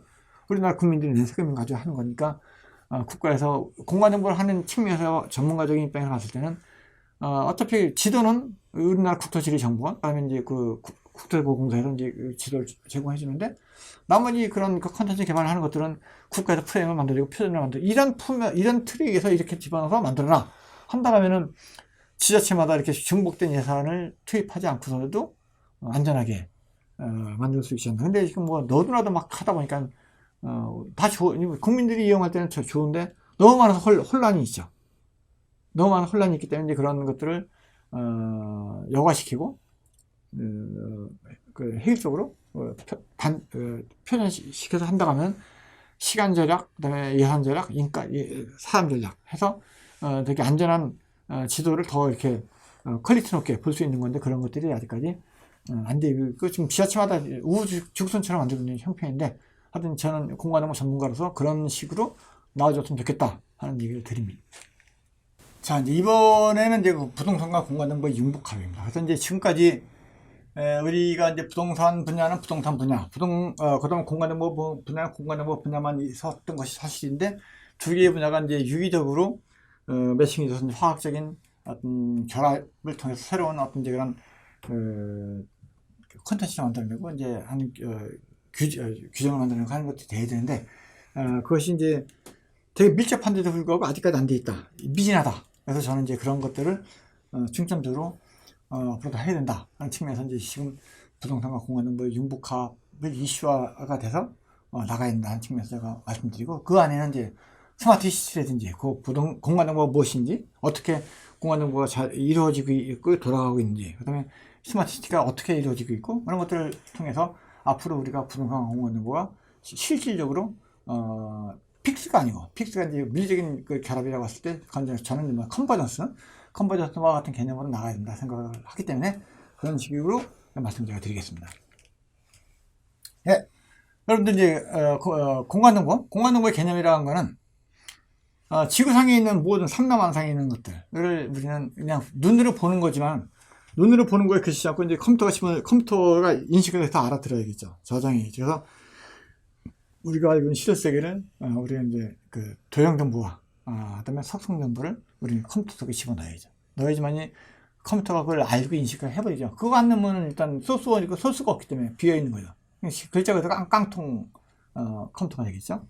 그래서 우리는 이제 컴퓨터를 통해서 입력하고 저장하고 그걸 검색하고 갱신하고 그래서 우리가 이런 것들을 통해서 해줘야지만이 컴퓨터를 통해서 우리가 의사결정을 보조할 수 있는 자료를 갖다가 인간이 취득할 수 있는 거죠. 그래서 일단 어떤 사실을 현실의 세계를 컴퓨터에 집어넣고 컴퓨터가 그걸 저장하고 그다음에 그걸 처리하고 그다음에 갱신하고 분석해서 인간한테 주는 거죠. 그래서 여기서는 뭐냐면 사용자가 원하는 바대로 만들어내는 거죠. 사용자가 원하는 바가 뭐 데이터를 왜곡한다는 의미가 아니고 입력되고 저장되고 추적되고 분석된 결과를 사람이 할 수 있는 처리 능력을 벗어나는 것들을 컴퓨터에 의해서 정확하게 처리해서 사람한테 보여주는 거죠. 사람이 그걸 보고 이제 의사결정을 하는 거죠. 결정은 의사결정을 사람이 하는 건데 의사결정을 할 수 있는 보조적인 자료를 공간정보 시스템에 내놓는 거죠. 이게 이제 공간정보 개념이라고 제가 얘기했죠. 그러면 일단은 공간정보는 뭐냐면 현실세계, 아까 얘기했죠? 현실세계를 자료 수집을 해서 이걸 자료를 만들어 도형자료가 있고 속성 자료가 있다 했죠. 만들어서 자료를 저장하고 자료 유지 관리하고 저장해서 그다음 사람이 이제 검색하고 인출을 해. 해서 의사결정을 하기 위한 정보를 제공해. 사람이 이거 가지고 이제 결정을 하는 거죠. 이거 업무 추진해 말아. 그다음에 이거 빌딩을 팔아 말아. 이건 이제 이런 것들은 이 공간정보 시스템이 제공해준 데이터를 가지고 사람이 결정을 내리는 거죠. 뭐 컴퓨터가 결정을 내린다고 하면 그건 로봇밖에 안 되는 거죠. 사람은 이제 로봇에 제어가 되고 있는 뿐이고. 근데 그렇게 되면 안 되겠죠. 그래서 우리의 이제 공간정보에서 가장 중요한 건 뭐예요? 우리가 살고 있는 실세계죠. 실세계는 이 도형정보, 공간정보, 도형정보와 그다음에 도형의 이름을 지은 성질을 가지고 있는 것들, 속성정보를 가지고 있다. 그래서 우리 이제 공간정보는 이제 도형정보, 공간정보, 그 다음에 이제 도형정보 있고 공간정보, 그 다음에 속성정보. 이 두 가지 이 데이터가 결부가 됨으로 인해서 우리는 공간정보라고 한다. 공간정보 자료라고 한다. 이것이 어느 한쪽에서 뻐그러지면은, 어느 한쪽이라도 안 된다 하면은 우리는 공간정보로서 가치가 없는 거죠. 도형만 가지고 있다. 도형만 가지고 있으면 이게 책장인지 아니면 이게 칠판인지 아무도 모를 거 아닙니까? 근데 칠판에다가 이름을 붙여주고 책장에 이름을 붙여줌으로 인해서 비로소 공간에 대한 사물의 성질을 위치적인 정보와 사물의 성질 것이 일치가 되면서 우리가 실세계를 표현할 수 있는 것들이죠. 그게 공간정보의 가장 기본적인 자료 구조 바탕이다. 이렇게 알고 있으면 좋을 것 같아요. 그래서 공간적 자료 모델은 뭐냐? 도형 자료로는 두 가지 측면이 있다 그랬죠. 도형 자료는 레서 데이터와 벡터 데이터가 있다고 얘기했어요. 레서 데이터는 뭐냐면 이것처럼 옛날 우리 TV를 보면 그냥 모는 종이처럼 막 이런 화면이 있었죠, 이게. 그것이 뭐냐면 이게 이제 하나의 픽셀이에요. 얼마나 픽셀이 조밀하게 있냐에 따라서 얼마나 실세계를 이렇게 모는 종이가 아주 조밀하게 돼서 실세계가 끊임없이 보일 수 있냐. 근데 이게 점점 더 이게 픽셀이 커지면, 이게 바둑판이 커지면 형성이 깨져 보이겠죠. 그래서 지금은 이제 뭐 몇만 화소 그런 것들이 바로 이런 측면이죠. 그게 데이터가 레서 데이터 체질이기 때문에 이렇게 된 거고, 그 다음에 이런 사물을 벡터 데이터를 만들어놨어. 벡터 데이터를 만들 되게 심플하죠. 점, 선, 면 돼 있어. 이제 이런 호수 면이야. 그다음에 이게 스키 리프트야. 그럼 요거 선으로 돼 있죠. 되게 간단하죠. 이거 건물들 전부 돼 있어. 되게 간단하죠. 근데 벡터는 벡터 나름대로 특징이 있고, 레서는 레서 나름대로 특징이 있죠. 어느 게 좋다 나쁘다는 다 쓰임새에 따라 다르겠죠. 그래서 우리가 공간정보 도형 요소를 구축할 때 이 두 가지 요소에 의해서 우리는 움직인다. 뭐 어느 것 하나 나쁘다고 볼 수는 없는 거, 다 두 가지를 다 동일하게 쓸 수 있는 거고 써야 되고. 그다음에 주로 요 데이터는 레서 데이터는 비행기에서 영상을 찍은 디지털 카메라에서 찍은 거, 그다음에 우리 항공사진용 카메라에서 찍은 것들, 그다음에 위성 영상에 찍은 것들 다 이런 영상들이죠. 이거는 이제 뭐냐면 위시형 개념이죠. 위시형 개념은 GPS 위성의 위시형 개념이라고 했죠. 그 점의 유일한 점을 알려주는 것이 GPS 위성이다. 그러면 측량기를 측량했을 때 그 점을 우리는 유니크한 점이다 하는 거죠. 근데 그런 점들이 다 벡터 데이터다. 벡터 데이터는 나름대로 깔끔하지만 이렇게 조밀한 걸 나타낼 수가 없어요. 근데 레서 데이터는 조밀한 걸 나타낼 수 있는데 이런 것처럼 깔끔하게 나타낼 수 없어. 근데 이게 이 두 개의 장단점이 있는 거죠.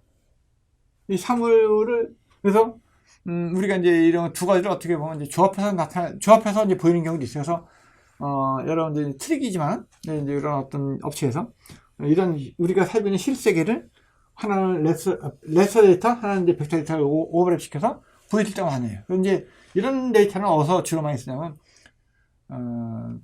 하천, 도로, 뭐 이렇게 큰 호수, 뭐 이렇게 심플한 어떤 객체들, 그럴 때는 요거가 많이 씁니다. 이거는 뭐냐면 산림, 뭐 그다음에 뭐 토양 이런 식으로 어느 한 지역의 어떤 이제 그런 성질을 나타낼 때는 주로 레서 데이터를 많이 쓰죠. 그 안에서도 어떤 바운더리 내에서도 여기는 침입 수준이 많아, 여기 이제 활용 수준이 많아, 이런 걸 할 때는 그래서 이런 레서 데이터를 많이 쓴다. 어느 것이 좋고 나쁘고를 떠나서 어떤 이제 우리가 실세계를 표현할 때 어느 것이 적당한 데이터 표현이냐 하는 것에 따라서 이제 움직이는 거죠. 그래서 아까도 말씀드렸는데 1차적으로 자료 접할 때 레서 데이터는 뭐냐면 영상이죠. 여기 이제 항공 사진 측량, 그다음에 위성 영상, 그다음에 드론이 나온 것들, 이런 것들에서 1차적으로 레서 데이터 영상이 수익이 되고, 벡터 데이터는 뭐냐면 현지에서 측량 기사들이 가서 측량한 거. 그다음에 이제 뭐 GPS 위성이 있죠. 아까 얘기했던 금방 GPS 위성은 위성 영상 위성이 아닙니다만은 GPS 신호를 가지고 그 신호를 받아서 내가 서 있는 위치에 점좌표를 끄집어내는 거죠. 점좌표를 알려주는 거죠. 그래서 거기는 그림으로 나타내는 것이 아니라 위치적인 걸 나타내주기 때문에 다른 거죠, 위성이. 이 위성과 이 위성은 다른 겁니다. 여기는 영상 위성이, 여기는 위치 위성이다. 그래서 여러분들은 이제 공간 정보를 배우셨으니까, 이제 접하셨으니까, 위성 그러면, 이거는 영상 위성이야? 이거는 위치 위성이야? 하는 정도는 알고 계셔야 된다. 그래서 여러분들이 많이 쓰는, 휴대폰 속에 있는 여러분들 뭐 위치를 찾아갈 때 하는 영상, 그 위치는 GPS 위성을 받는 겁니다. 정도는 조금 떨어지지만. 그렇게 보시면 되겠고. 그 다음에 2차적으로 잘해서 쓰시면 뭐냐면, 그래, 1차적으로 이제 영상을 찍은 영상들이 있어. 필름, 사진이 있어. 근데 여기는 이제 식량 파일들이 있어. 점이 있어. 근데 2차적으로도 뭐냐면, 이미 시중에 나와 있는 도면을 스캐닝을 떼서 할 거냐. 그 스캐닝을 이제 벡터라이징에서 별도로 하는 게 있어요. 이제 그런 과정을 통해서 벡터라이징을 만드는데, 근데 그 원래 원시 데이터가 있는데 그거를 이제 사진을 찍었다. 그럼 이제 그 사진을 찍었을 때는 영상이죠. 근데 그건 2차적인 자료 수집에 스캐닝된 자료나 도면이고, 그다음에 여기서 이런 것들 스캐닝이나 뭐 이런 찍은 것 도면들을 뭐 선을 따라가면서 직선을 만들겠다 하는 것이 이제 일종의 디지털이징인데, 디지털이징이라고 하는 과정을 통해서 우리는 이런 그 스캐닝된 어떤 이제 경계선을 우리는 이제 그 좌표로서 선으로서 만들 수 있는 거죠. 그래서 이 두 가지 영상을 우리는 많이 쓴다. 근데 이 벡터 자료는 아무리 확대시켜도 깨지지 않는다. 특징이 그겁니다. 아무리 확대시켜도 깨지지 않는다. 여러분들 여러분들이 찍은 이제 그 디지털 카메라로 뭘 찍었을 때 그걸 확대시키면 막 깨져 보이죠. 막 뭉개져 보이죠. 그것이 뭐냐면 이 격자로 되어 있는 것들이 막 커져가면서 바둑판이 점점 커지는 거죠. 그래서 이제 원래 형상들이 뭉그러지는 거고, 여기는 좌표로 되어 있기 때문에 암만 확대해도 그때 깔끔해요. 그래서 되게 심플하죠. 이제 그런 차이점이 있다. 그래서 공간 정보는 지리적으로 이제 그 공간적인 지리적인 위치와 공간적인 관계로도 구분된다. 그래서 내가 여기 있어. 여기 있는데 여기에 교차로인데 교차로하고 빌딩하고 사이에 뭐 거리가 얼마나 돼? 어느 방향이 있어? 이런 것들을 나타내는 거죠. 이게 공간적인 관계죠.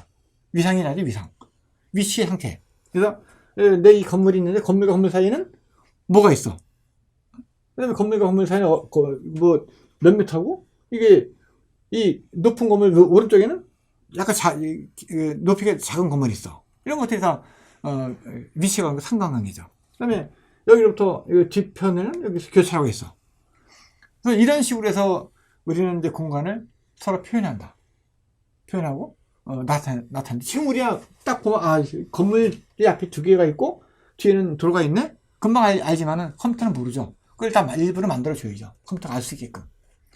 알 수 있게 만들어주는 거죠. 이제 그런 것이 그냥 그 위치적인 것만 나타내주면 그 위치 정보고, 근데 여기 위치적인 정보에다가 상태를 나타내는 거.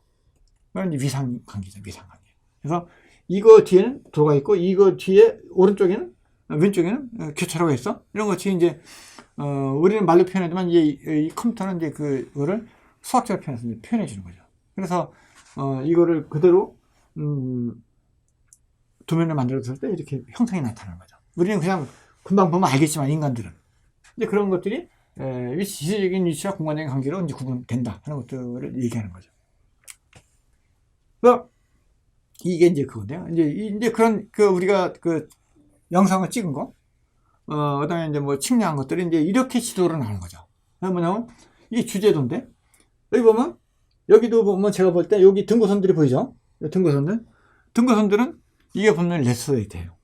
레서 데이터. 왜냐면, 등고선이나, 아니, 형상들이 있어요. 이런 것들은, 내가 볼 때 찍은 사진을 그대로 올리는 것들일 가능성이 높아요. 물론 이제 여기 등고선도, 벡터 라인을 할 수도 있겠지만, 그리고 나머지 이런 도로, 뭐, 교차로, 이런 것들은 다, 이런 저수지, 이런 둘레들, 이런 것들은 다 라인, 선에 의해서. 그 다음에, 여기 뭐 이제 이렇게 조그맣게 표현한 게 있어요. 이런 것들을 보면 전신주 이런 것들 나와요. 이런 것들 보면 다 점선면이죠. 근데 이거는 벡터 데이터죠. 점선면이라는 건 벡터 데이터고, 이 사진과 같은 것들이 막 올려져 있어요. 이런 것들을 보면 이건 이제 레서 데이터. 그래서 하나의 이 지도를 놓고 보더라도 벡터 데이터와 레서 데이터를 사람들이 보기 편하게 융합을 하는 거죠. 이걸 다 벡터 데이터를 구분하면 깔끔해지겠지만, 이런, 아주, 그림처럼 아주, 이게 어떤 뭐 이렇게 형상이 뭉거지면서, 여러 가지 성질을 나타낼 때는 벡터 데이터가 유용하지는 않죠, 이게. 그런 데이터의 성질을 감안해서, 이거는 레터 데이터, 이건 벡터 데이터, 아니면 두 개를 혼합해서 쓴다든지 하는 것들이 나오죠. 그래서 이거를 드러내면 이거 도로만 쭉 뽑아 올려. 아니면 하층만 뽑아 올려. 그 다음에 여기 호수만 뽑아 올려. 아니면 뭐 여기 건물만 뽑아 올려. 그래서 각각의 레이어죠.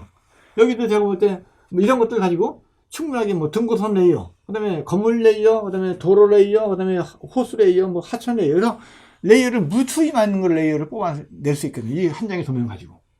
그래서 정보를 분리해서 우리가 볼 수 있다 하는 것이 이제 주제도 제작할 때 되게 편리하다는 얘기죠. 많은 여기서 우리가 뭐 예를 들어서 부동산을 팔고 사는데 이걸 이용한다 그러면 여기서 부동산과 관련 없는 것도 빼내면 되는 거죠. 부동산 매매하고 뭐 중개해 주는데 다른 것들 많이 올라와서 지도가 무거워질 필요는 없는 거죠. 무거워진다는 거는 다른 걸 많이 넣어서 이렇게 컴퓨터 시스템에 좀 부하가 많이 걸리게끔 할 필요는 없는 거죠. 내가 필요한 정보만 올려서 보면 되는 거니까. 그래서 그런 것들을 이제 이렇게 표현해서 요거를 빼말어 뭐 이런 것들 이제 이런 이제 사람이 보기 좋게 만들어 놓은 거죠. 메뉴판을 만들어 가지고 이것도 만들어 찾기에 이런 것들 뭐 여기는 건물이 어디요 어느 쪽이 많아 뭐 붉게 이게 그 농도를 표시해 가지고 레벨을 표시해서 색깔이 좀 진한 데는 사람들이 많이 살고 건물이 많고 이런 것들을 표현하는 거죠. 이게 이제 그런 거죠.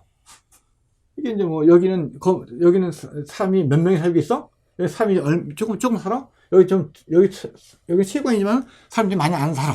그러니까 점점 이런 것들을 법례를 만들어가지고 표현하는 거죠. 우리 인간들이. 여기는 선형수계. 여기 여기 건천, 복귀하천 이런 식으로 다 표현할 수 있는 것들이죠. 이런 식으로 우리는 주제도를 만들어 쓴다. 예. 그래서 우리는 이런 거를 통해서 지도를 통해서 만들어 둔 걸 분석을 하는 거죠. 지도가 이제 만들어서 지도만 본다고 하면 지도로서 의미가 없는 거죠. 그냥 단순 도면이죠. 그러면 지도를 갖다 뭐하러 이렇게, 비행기를 띄우고 드론을 띄우고 그다음에 측량해서 거기다 합니까? 우리가 단순하게 보려고 하는 건 아니지 않습니까? 분석해서 쓰려고 하는 거죠. 분석을 하는 거는 또 이제 여러 가지 수학적인 개념이 있죠, 거기에. 그래서 이제 거기 보면 위상적인 지도의 중점. 위상은 얘기했죠. 위치의 상태.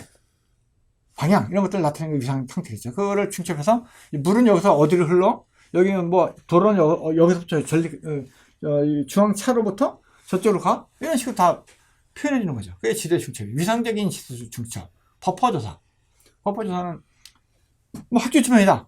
학교 주변에 이제 학교 주변 뭐 200m 주변에는 유흥시설이 없어야 돼. 이럴 때 법률이 그렇다. 그러면 200m 주변 학교의 위치 정보가 아까 아닙니까? 위치 좌표가 있죠?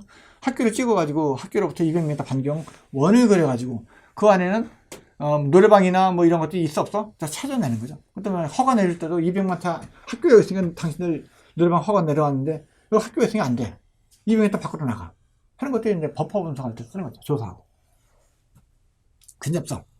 얼마나 이제 원하는 목적한 바에 목적물이나 선에 얼마나 근접해 있냐, 얼마나 가까이 있냐. 니얼리스트, 일종의 골프처럼 니얼리스트, 그런 식이죠. 표면분석 이제 살림이나 이제 토지, 이런 것들 많이 쓰죠. 거기에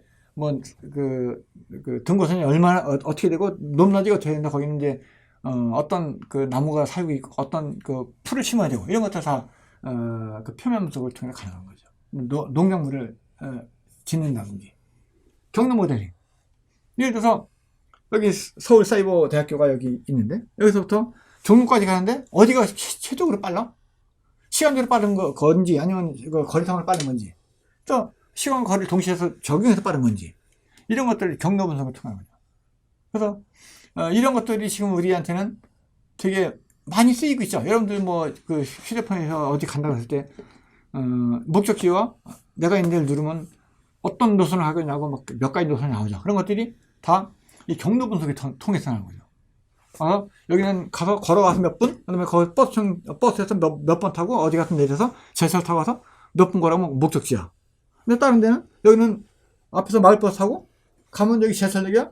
제철역에서 타면 금방이야. 근데 여기는 뭐 두 단계밖에 안 거치는데 시간이 뭐 여기 이게 네 군데 거치는 것보다 시간이 더 걸려. 그러면 본인이 판단하는 거죠. 근데 그런 것들이 다 경로 모델링의 한 그 예다. 레터 모델링도 마찬가지. 레터 모델링도 그 아까 레터 얘기했죠. 그 바둑판처럼 생긴 이제 원운동이처럼 생긴 그런 거에다가 뭐 여기는 그 토질이 점토질인데 여기 뭐 여기다 땅콩 심을까 말까. 점토질에 땅콩 심으면 안 되겠죠. 근데 표면 분석이 저기. 근데 그런 것들을 분석해야 한다. 복잡한 노선 분석. 근데 뭐 여러 가지 서울 시내 도로가 많이 있는데 어디가 가장 최적의 조건이냐. 근데 그런 것들 분석할 때 이런 공간응보 시스템을 이용한다는 얘기죠. 그래서 이런 식으로 이제 우리는 다양한 표현을 할 수 있다. 그래서 이것처럼 우리 살고 있는 지도를 갖다가 격정을 나서 이렇게 본다든지 이것처럼 3D를 만들어 가지고 우리가 살고 있는 어떤 목적지를 갖다가 이렇게 보여줘서 2차적으로 보여준다든지 이걸 이제 해서 어디가 어떤 지점에 어떤 목적물을 가지고 아니면 오염물질을 떨어졌을 때 얼마나 이게 금방에 퍼지는지 이런 것들을 나타내주고 마찬가지죠. 이건 3D로 공간 분석 어디가 가시권이냐 어디가 조망권이 되느냐 어디 조망권이 걸리느냐 이런 것들을 나타낼 수 있는 거예요. 높이값을 가지고 다 그런 거죠. 그래서 가면서 뭐 이런 것들이 다 뭐냐면 우리가 살고 있고 우리가 필요로 하는 것들을 뭐 높이 분석, 평면 분석, 입체 분석을 통해서 아니면 뭐 시간적인 시간도 분명히 중요하다고 얘기했죠. 4차원적으로 3차원까지는 1차원, 2차원, 3차원, 4차원 타임이냐고 4차원적으로 어떻게 시간이 변해가는지 그 시험으로부터 나타내주고 하는 것들을 우리는 이제 비주얼하게 볼 수 있다. 옛날처럼 숫자로 그냥 보는 것이 숫자로 봐서 이제 여기는 이럴 것이 하고 하는 것이 아니고 지금 이제 비주얼하게 볼 수 있는 거죠. 즉시 리얼타임으로 실시간으로. 그래서 뭐 건물 설계하는데 여기는 좀 더 올려야 돼. 그러면 앞에 올리려고 하다 보면 여기는 또 고도장 걸려서 얼마까지밖에 안 돼. 이런 것들은 이제 법률적으로 이제 고려를 하는 거죠. 그래서 실질적으로 걸리는 구간 높이 그다음에 뭐 법률적으로 제한되어 있는 걸 고려해서 여기는 몇 층까지 해야 돼. 그런 것들이 이제 답이 나오는 거예요. 이런 것이 없으면 그냥 뭐 주먹구구죠. 뭐. 그래서 부동산 할 때 이런 것들을 이제 앞으로 고려를 해야 된다. 그래서 얘기했던 대로 이제 뭐 버퍼 분석, 중첩 분석, 관망 분석, 망 분석 이런 것들이 뭐냐면 우리가 다양한 사회 활동이나 경제 활동 해가면서 어떤 분석을 쓸지 몰라. 어떤 분석을. 여기는 망 분석을 할지, 여기는 뭐 버퍼 분석을 할지, 중첩 분석을 할지 몰라. 그럴 때 이런 공간응보 시스템에서 제공해주는 것들을 집어넣음으로 인해서 거기서 얘네들이 컴퓨터적으로, 과학적으로, 통계적으로 할 수 있는 거 다 뽑아내. 사람은 그거 가지고 여기다 짓면 좋겠어? 그거 사람이 판단하는 거지, 그거는. 근데 그러다 보니 여기서 이제 우리 겹친다든지 벌어진다든지 뭐 이런 거 뭐 인섹트라든지 뭐 이런 것들이 다 인터섹트라든지 뭐냐면 다 우리가 의사결정을 하기 위한 기본적인 요소들이죠. 지형적으로 거리나 면적 뭐 이런 건 기본이죠. 면적은 기본이죠. 뭐 거리하고. 면적은 여러분들 뭐 땅을 사고 팔고 매매를 중개할 때 몇 평인지 기본이니까. 물론 뭐 토지장에서 나오고 하지만은 그건 법률적인 거지만 토지장이 우리나라 지적에서 토지장이 100평이다. 근데 실질적으로 뭐 95평이다. 될 수 있어요. 105평 될 수 있고. 근데 그게 벗어나면 이제 공차위를 벗어난다고 해서 그건 이제 별도로 이제 등록상 경정을 해야겠지만 실질적으로 뭐 100평이라고 이제 등기되어 있는 땅을 뭐 97평, 97평, 98평, 102평 될 수 있어요. 그것까지는 법률적으로 인정해줘. 그래서 공차이라는 거. 공식적으로 인정해줘, 차이. 이제 그런 것들을 다 보는 거죠. 그래서 여기는 공차를 벗어난 면적이야? 그러면 내가 살 필요가 없지. 예를 들어, 등기상에 100평인데, 여기 땅을 보니까는 뭐 70평밖에 안 돼. 30평이 날라갔어. 근데 등기상에 100평이야. 땅을 여러분 사겠습니까? 그럴 때 이제 이런 면적, 거리 이런 거를 다 분석을 해야죠. 그런 것들은 이제 뭐 국가에서 그런 것들까지 개런티 안 해줍니다. 여러분들이 봐야지. 그래서 여러분들이 국가에서 인정해주는 건 100평 땅이야. 등기돼 있어. 토지장이 100평이야. 그럼 등기도 100평이야. 근데 실질적으로 100평이라고 국가는 인정해. 근데 여러분들이 해서 100평이 아니고 뭐 85평이야. 그럼 15평이 줄었어. 그러면 가서 신고해야죠. 신고해서 땅을 사기 전에 85평을 맞춰서 리얼한 면적으로 땅을 사더니. 근데 뭐 100평을 주고 샀는데 그게 120평이야. 그냥 여러분들 신고 안 하겠죠. 그냥 사겠죠. 근데 그런 것들이 결국은 이런 지오메트리컬 분석을 통해서 나오는 것들이에요. 무게중심 어디인지. 무게중심 뭔지 아시죠? 땅이 있어. 여러분들 이제 어디 이제 그 내비게이션 키고 몇 번째 어디 가져갈 때 그런 얘기가 있을 겁니다. 종종.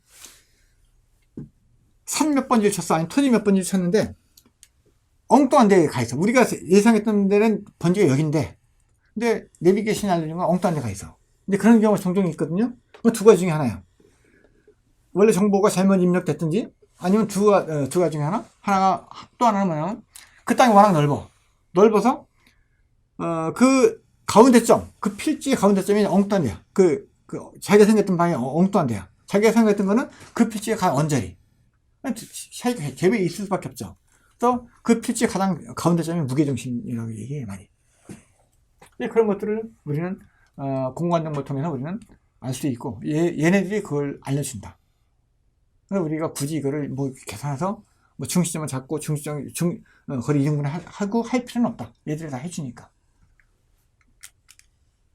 그래서 이제 이런 그 실내 공간 정보, 그다음에 뭐 지형 공간 정보 이런 것들을 통해서 우리는 이제 실내 공간 정보가 어떻게 이용되는지를 보는 것들인데요.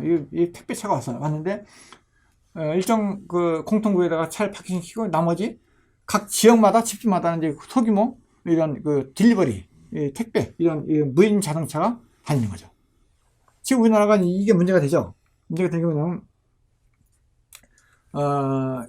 택배차가 내려갈 수 없는 거리 높이가 뭐 2m 얼마가 돼서 못 내려가는 주차장이 있다고 얘기했다. 그래서 거기까지는 그 택배차가 못 들어가서 밖에다가 물건을 부려놓고 이게 택배 기사님이 날라주는데, 근데 그런 것들이 뭐냐면 되게 이런 그 시스템을 이용하면은 되게 편리하다는 얘기죠. 이 조그만 무인 자동차가 각 집집마다 다니면서 이제 날라주는 거죠. 그래서 이게 이제 스마트 시티라고 말씀드리겠는데, 스마트 시티는 지금 이제 우리가 옛날부터 이제 해왔던 여러 가지 얘기가 있습니다. 에코시티, 디지털 타운, 뭐 이런, 그 다음에 뭐 여러 가지 디지털 트윈, 뭐 이런 식으로 많이 이제 나오고 있는데, 아직까지도 이제 그 스마트 시티나 뭐 디지털 트윈이나 뭐 에코시티나, 법률적으로 정의된 건 없습니다. 아직까지 이제 법률적으로 정의된 건 없고, 지금 막 우주선처럼 막 나오고 있는데, 또 뭐 여러 가지 기관, 여러 가지 이런 연구소 같은 데서 다양한 명칭과 다양한 저희가 나오고 있는데, 어떻든 간에 목적은, 우리가 살고 있는 그 실세계 공간을 심플하게, 안전하게 집어넣어서 우리가 사는데 쾌적하게 만든다. 쾌적한 주거 공간, 환경 공간을 만든다. 하려고 하다 보니까 디지털 트윈이 나오는 거죠. 왜냐면, 시행착오가 있으면 안 되니까. 한 번 만들어 놓은 도시를 갖다 고칠 수 있습니까? 몇 천억 기대가 몇 조가 들어가는데. 그러니까 한 번 칠 때 제대로 한번 모델을 한번 시험을 한번 보자. 이게 인구를 뭐 50만 했을 때, 그다음에 쓰레기 얼마 나왔을 때, 뭐 이런 것들 다 변수를 고려해가지고 막 도시를 설계를 하는 거죠. 이제 그것이 디지털 트윈입니다. 스마트 시티고. 그게 이제 그렇게 되다 보면 도시가 쾌적해지니까 스마트 시티가 되겠죠. 태양광을 어디가 설치하고, 그다음에 어디가 그늘막 있고 하는 것들을 해야지 결국 사람들이 쾌락하게 살 거 아닙니까? 이제 그런 마을을 만드는 걸 스마트 시티라고 보는 거죠. 뭐 그 법률적인 용어나 이런 각 기관마다 정의는 아직까지 정의된 게 없으니까 여러분들 그냥 나름대로 알고 계시고, 여기서 이제 법률적인 정의가 아니니까 저는 그냥 여기서 소개만 시키고 하는 걸로 하겠습니다. 그래서 우리가 살고 있는 공간, 실내 공간 정보, 뭐 교통, 지하 공간 이런 것들이 다 우리가 살고 있는 통합 구조의 어떤 디지털 트윈 공간이라는 얘기죠. 그래서 여기서 이런 마을을 타운을 만들려고 하는데, 이렇게 뭐 여러 가지 교통의 변수, 그다음에 사람의 변수, 그다음에 뭐 이게 오염수의 변수, 그다음에 여러 가지 변수가 많이 있죠. 도시를 만들면서 그런 것들을 만들면서 이런 시뮬레이션도 안 해봤나? 안 되는 거죠. 그래서 그런 것들을 변수를 집어넣어 요거를 뭐 인구 몇 명이 살 때 어떻게 변화가 있고, 이건 뭐 교통량이 많을 때 어떻게 하고, 차가 몇 대에서 어떻게 되고, 뭐 이런 것들을 만들어 보자는 얘기죠. 그늘막이 어디가 많이 있는지, 어디서 오염물이 많이 나오는지, 이런 것들을 통해서 쾌적한 도시를 만드는데 시행착오가 있으면 안 된다. 근데 시행착오를 줄이기 위해서 이제 이렇게 트윈 공간을 만들어서 해보는 거죠. 그래서 시행착오를 가장 줄이기 위해서. 그래서 거기에 뭐 여러 가지 빈집이 수정해서 어디가 재생 부동산이 있는지, 그 다음에 데이터 분석에서 어디가 민원이 많이 발생될 개연성이 있는지, 그다음에 뭐 태양광 에너지를 어디가 설치해서 가장 효율적이 되는 것이, 이런 것들이 우리가 살아가면서 디지털 트윈을 해가면서 가능하게 우리가 많이 줄일 수 있다는 거죠. 시행착오, 그다음에 여러 가지 에너지, 뭐 돈, 많이 줄일 수 있는 거죠. 이런 것들을 안 해놓고 막 지었다가 때려부시고 하는 것들 많이 우리는 받지 않습니까? 싱크홀도 마찬가지죠. 이제 그런 것들을 어디가 시간당 몇 미리의 비가 내렸을 때 어디 하수 공간이 처리 용량이 되는지, 뭐 이런 것들 다 시뮬레이션 하는 거죠. 디지털 트윈을 통해서 다 가능하다. 뭐 그런 상태를 통해서 이제 뭐 우리 이제 도로 관리, 그다음에 불법 주차장차가 어디가 많이 나 있는지, 다 어느 것 하나 우리는 데이터를 변수로 둬가지고 우리는 분석을 하지 않을 수 없다. 이렇게 함으로 인해 가지고 우리는 그런 변수를 많이 넣어서 우리는 했기 때문에 앞으로 그 변수를 고려한 설계 용량을 가지고 도시 설계한다면 우리는 쾌적하게 그 도시 생활을 할 수 있다는 얘기죠. 그 얼마나 많이 변하는 이런 것들 다 어느 것 하나 버릴 수 없는 것들, 여러 가지 상태, 그다음에 그런 컨텐츠는 여러분하고 저희가 만들어 가야 될 겁니다. 지금까지도 부동산과 공간정보에 이런 것들은 지금 이제 초기 단계고, 저 역시도 이제 지금 부동산 쪽에 공간정보가 어떤 거를 접목하는 것이 뭔지를 여러 가지 이제 그 도시계획이나 건축이나 부동산이나 뭐 이런 지적이나 토지 쪽에 많이 보고 있는 중인데, 하여튼 그래서 그것이 결국은 부동산 쪽에 퀄리티를 높이는 비즈니스를 좀 더 강화시켜주고, 그 다음에 부동산이 과거와 다르게 이렇게 융복합돼서 좀 선두적으로 나오고 있다 하는 것들을 보여주는 것이 여러분들의 그 앞날에 비즈니스에 여러분들 직업에 자긍심을 갖게 되는 결과가 아니겠나 싶고, 하여튼 그래서 제가 이 부동산과 공간정보 융복합이란 과제를 가지고 이제 강의를 드렸는데, 앞으로 기회가 된다면 또다시 다른 거를 제가 그 방향을 틀어가지고 하여튼 연구를 해서 여러분한테 소개를 시켜드리도록 하고, 오늘 강의 여기서 마치도록 하겠습니다. 고맙습니다.